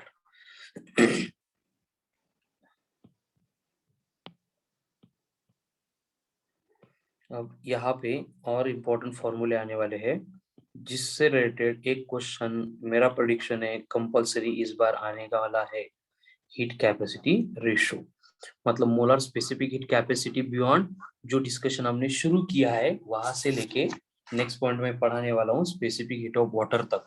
तो ये सारे पार्ट के ऊपर एक क्वेश्चन कंफर्म रहेगा बेस्ड ऑन थर्मोडायनेमिक्स।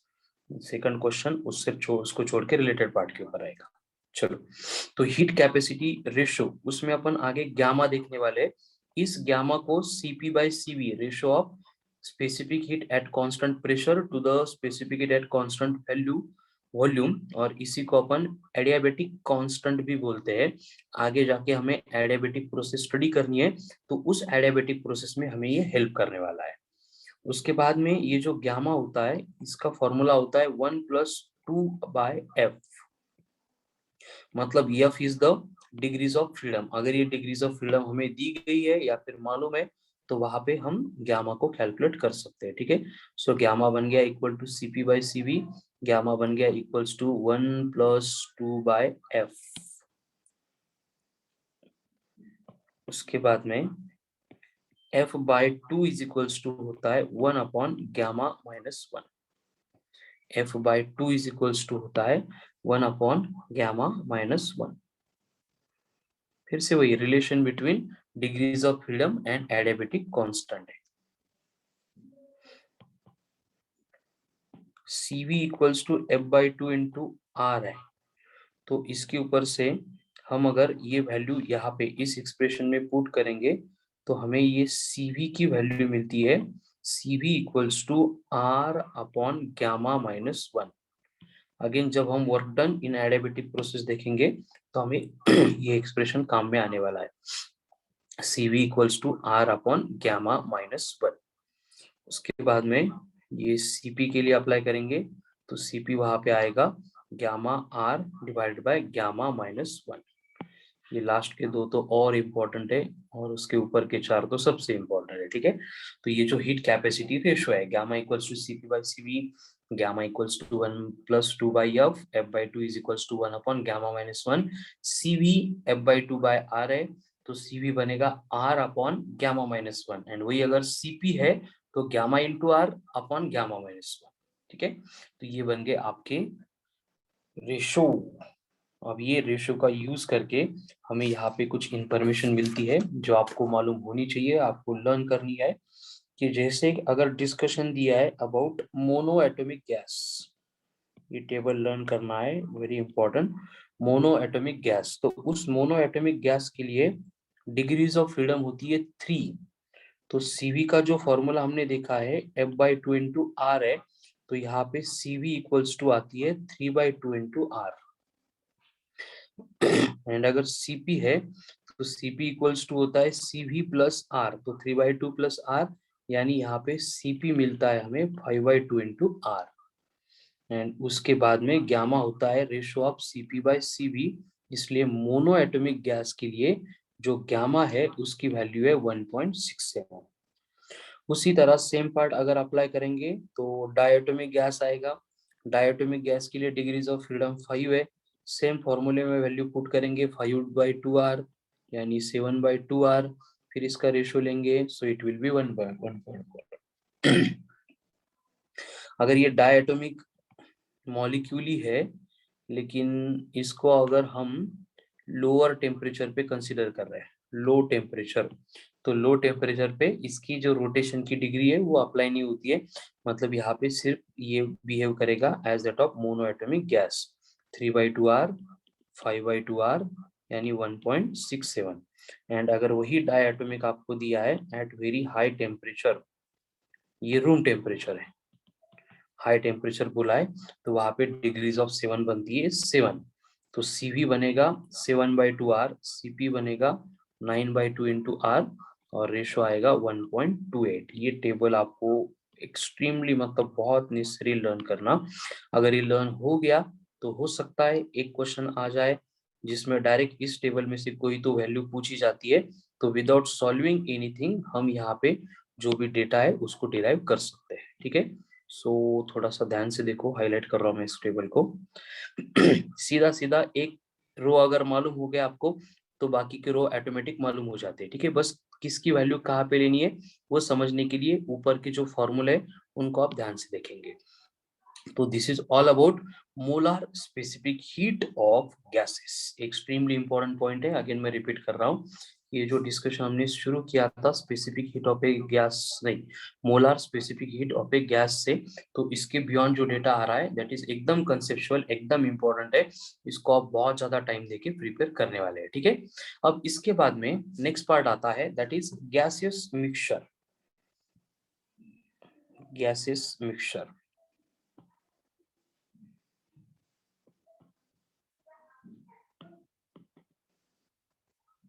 अभी दो टेम्परेचर कैलोरीमेट्री में टेम्परेचर मिक्सचर देखा था, उसी तरह की सिमिलर बात है गैसेस मिक्सचर।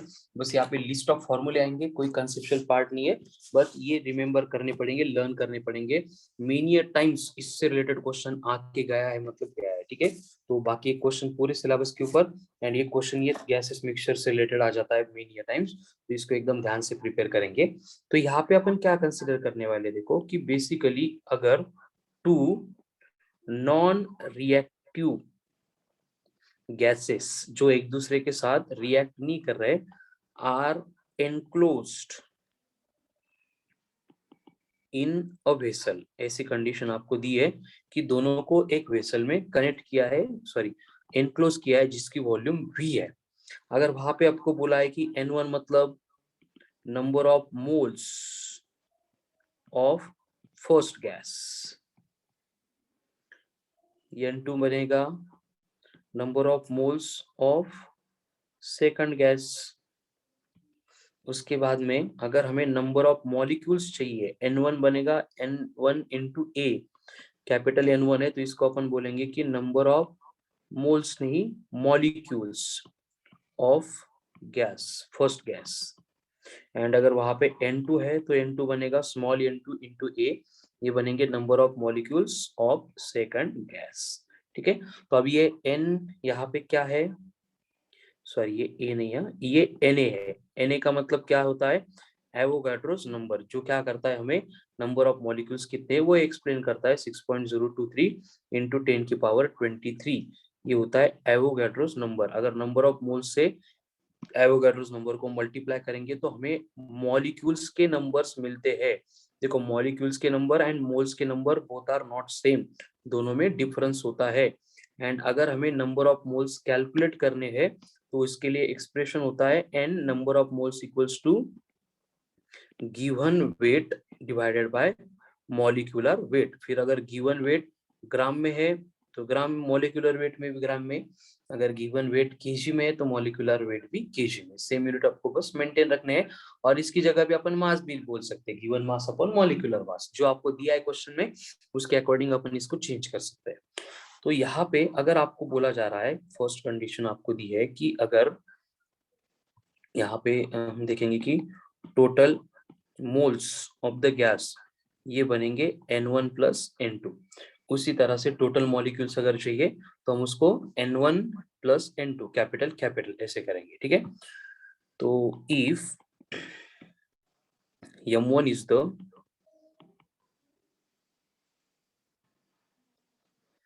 ये लिखा है हमने पहले,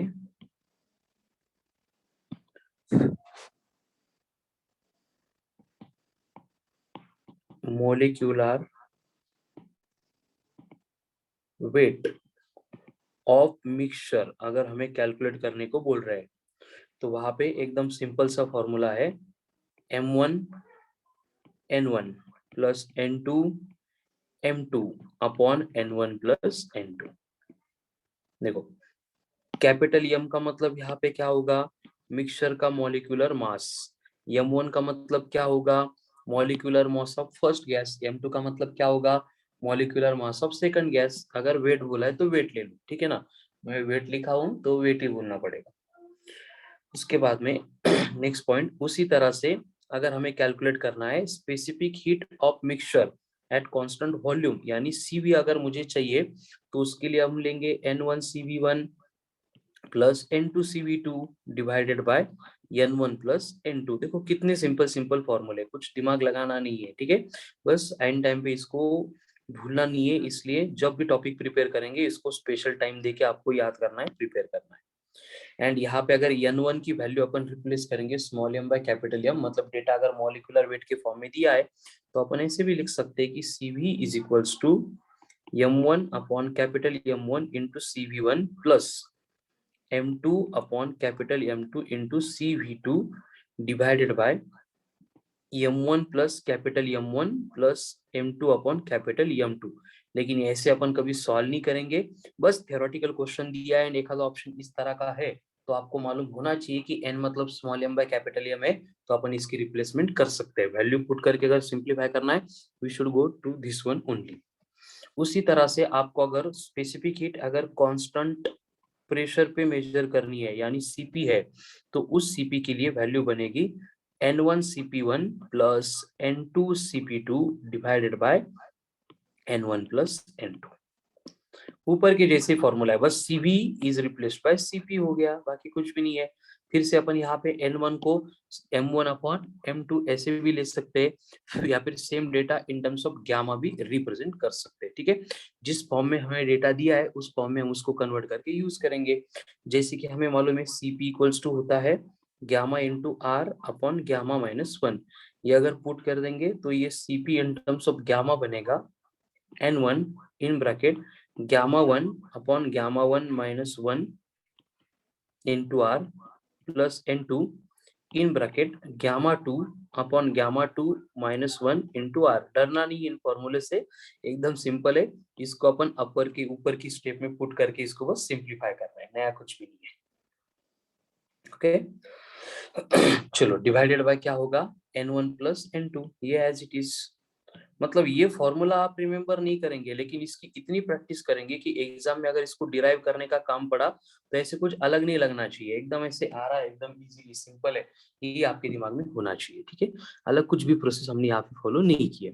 अगर ऊपर के इसी एक्सप्रेशन में थ्रू आउट अगर न्यूमरेटर में से R एंड डिनोमिनेटर में से N1 प्लस N2 अगर कॉमन लेंगे तो बाकी डेटा बचता है ब्रैकेट में। तो क्या बचा ब्रैकेट में बचा N1 gamma 1 upon gamma 1 minus 1 plus N2 in bracket gamma 2 upon gamma 2 minus 1।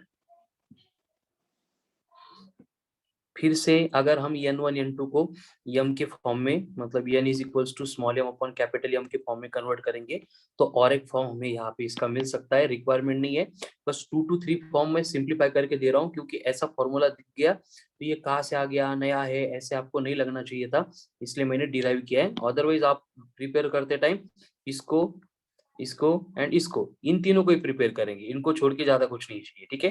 And करना है तो और एक इसमें ऐड कर सकते हैं अपन कि गामा इज इक्वल्स टू होगा Cp अपॉन Cv। ये किसका, ये मिक्सचर का, ये भी मिक्सचर का।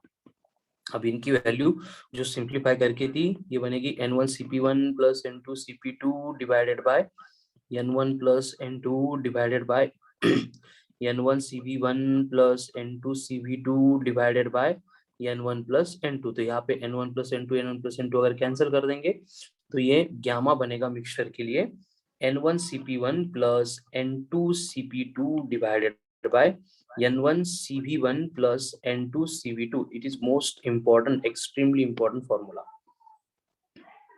Gamma for mixture ये कैलकुलेट करने के लिए पूछा जाता है, ठीक है। तो यहाँ पे अगर number of moles and specific heat के बारे में इंफॉर्मेशन है तो हम इसको सिंप्लीफाई कर सकते हैं। अब फिर से यहाँ पे मैं Cp को इंट्रोड्यूस कर सकता हूँ, गामा अपन गामा -1 उसको पुट करके भी सिंप्लीफाई कर सकता हूँ और सिंप्लीफाई करके हमें एक रिलेशन मिलता है, आप डायरेक्टली वही रिलेशन रिमेंबर करेंगे n1 plus n2 divided by gamma for mixture -1 is equals to μ1 upon gamma 1 -1 plus μ2 upon gamma 2 -1। ये इसको थोड़ा सा अलग टाइम देके, अलग इज्जत देके प्रिपेयर करेंगे। अगेन एक्सट्रीमली इंपॉर्टेंट है ये लास्ट के जो 2 लिखे हैं मैंने मिक्सचर ऑफ गैसेस से रिलेटेड, ओके। तो ये सारे फॉर्मूले की लिस्ट जो मिली है फिर से मैं रिपीट कर रहा हूँ, कहाँ से ये molar specific heat of a gas से जो भी बातें हमने डिस्कस की है, एक एक फॉर्मूला 4-4 बार लिख के प्रिपेयर करो क्योंकि इनसे रिलेटेड एक क्वेश्चन कंपलसरी आने वाला है, मतलब आने ही वाला है। अभी खत्म नहीं हुआ है पार्ट, नेक्स्ट पार्ट आता है that is specific heat of solids.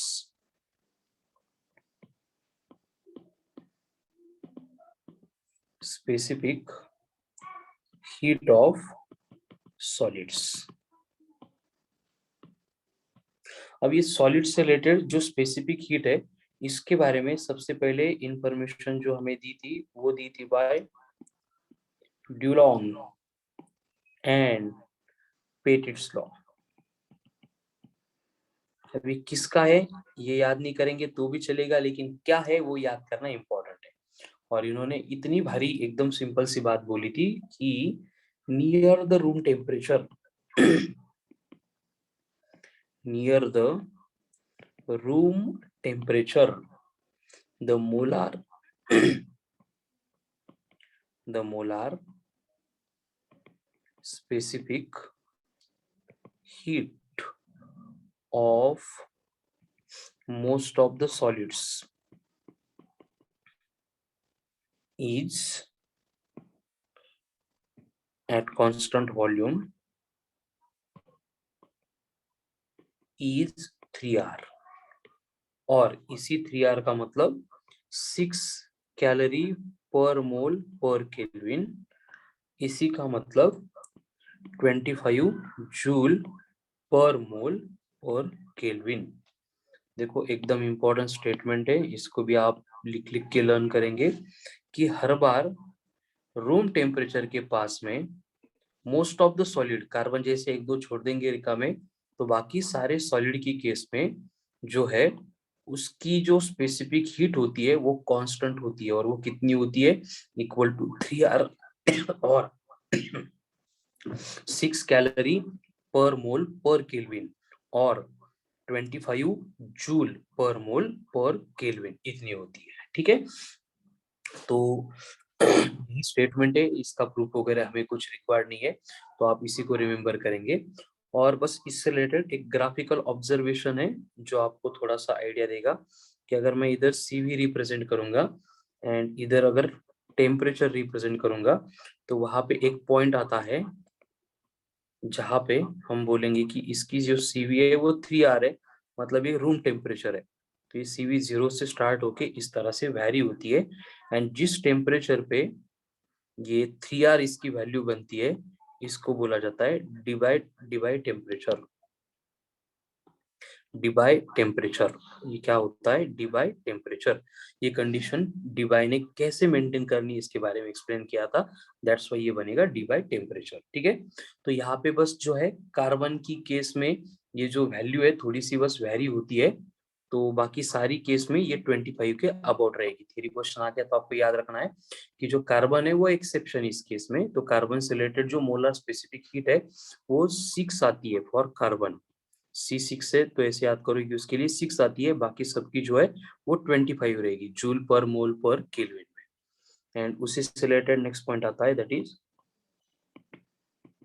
Specific heat of water.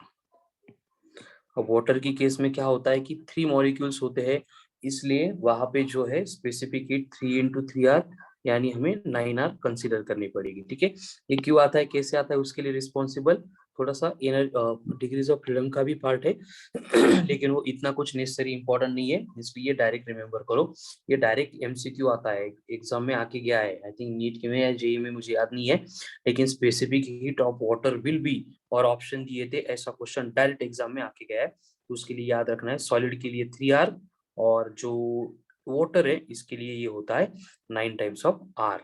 तो जो कंटेंट हमने 530 को स्टार्ट किया था, molar specific heat of a gas से लेकर अब तक जो भी फॉर्मूले स्टेप बाय स्टेप जो भी स्टेटमेंट मैंने लिखे हैं, दे आर एक्सट्रीमली इंपॉर्टेंट, सबसे important from thermodynamics, that's why इसको एकदम अच्छे से आप प्रिपेयर करेंगे। ठीक है, अब इसके बाद में जो है एकदम सिंपल सी बातें बची है, जिसमें हमें क्या करना है, देखो, isochoric process, isobaric process, isothermal process, adiabatic process, then cyclic process, then polytropic process।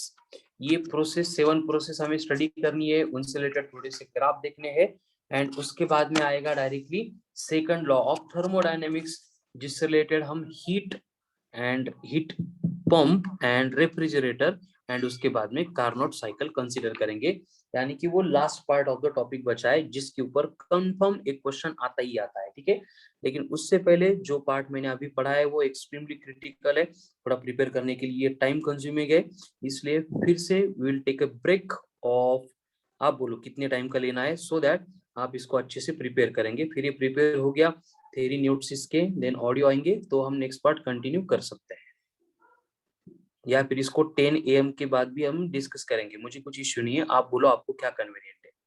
अभी 30 मिनट्स के बाद, 20 मिनट्स के बाद कंटिन्यू करना है, या 10 AM के बाद कंटिन्यू करना है? 10 के बाद सर। 10 AM, ठीक है, चलेगा, नो इशू। तो we will continue same part related to thermodynamics, that is thermodynamic processes sharp at 10 AM। before that मुझे रिक्वायरमेंट है कि जो थर्मोडायनेमिक्स का मॉर्निंग से लेके अब तक हमने पार्ट डिस्कस किया है, वो सारा पार्ट जो है आप लर्न करेंगे, प्रिपेयर करेंगे, जितना आपको याद होता है आंखें बंद करके उतना ही मुझे आप सेंड करेंगे, पहली बात। और दूसरा जो है दूसरा पार्ट, और जो भी आपने प्रिपेयर किया है उसका मुझे ऑडियो भी चाहिए। ठीक है, तो ये सारी बातें मैं एक्सपेक्ट कर रहा हूँ कि 8 AM तक या फिर 9 AM तक मुझे मिल जाएगी, है ना।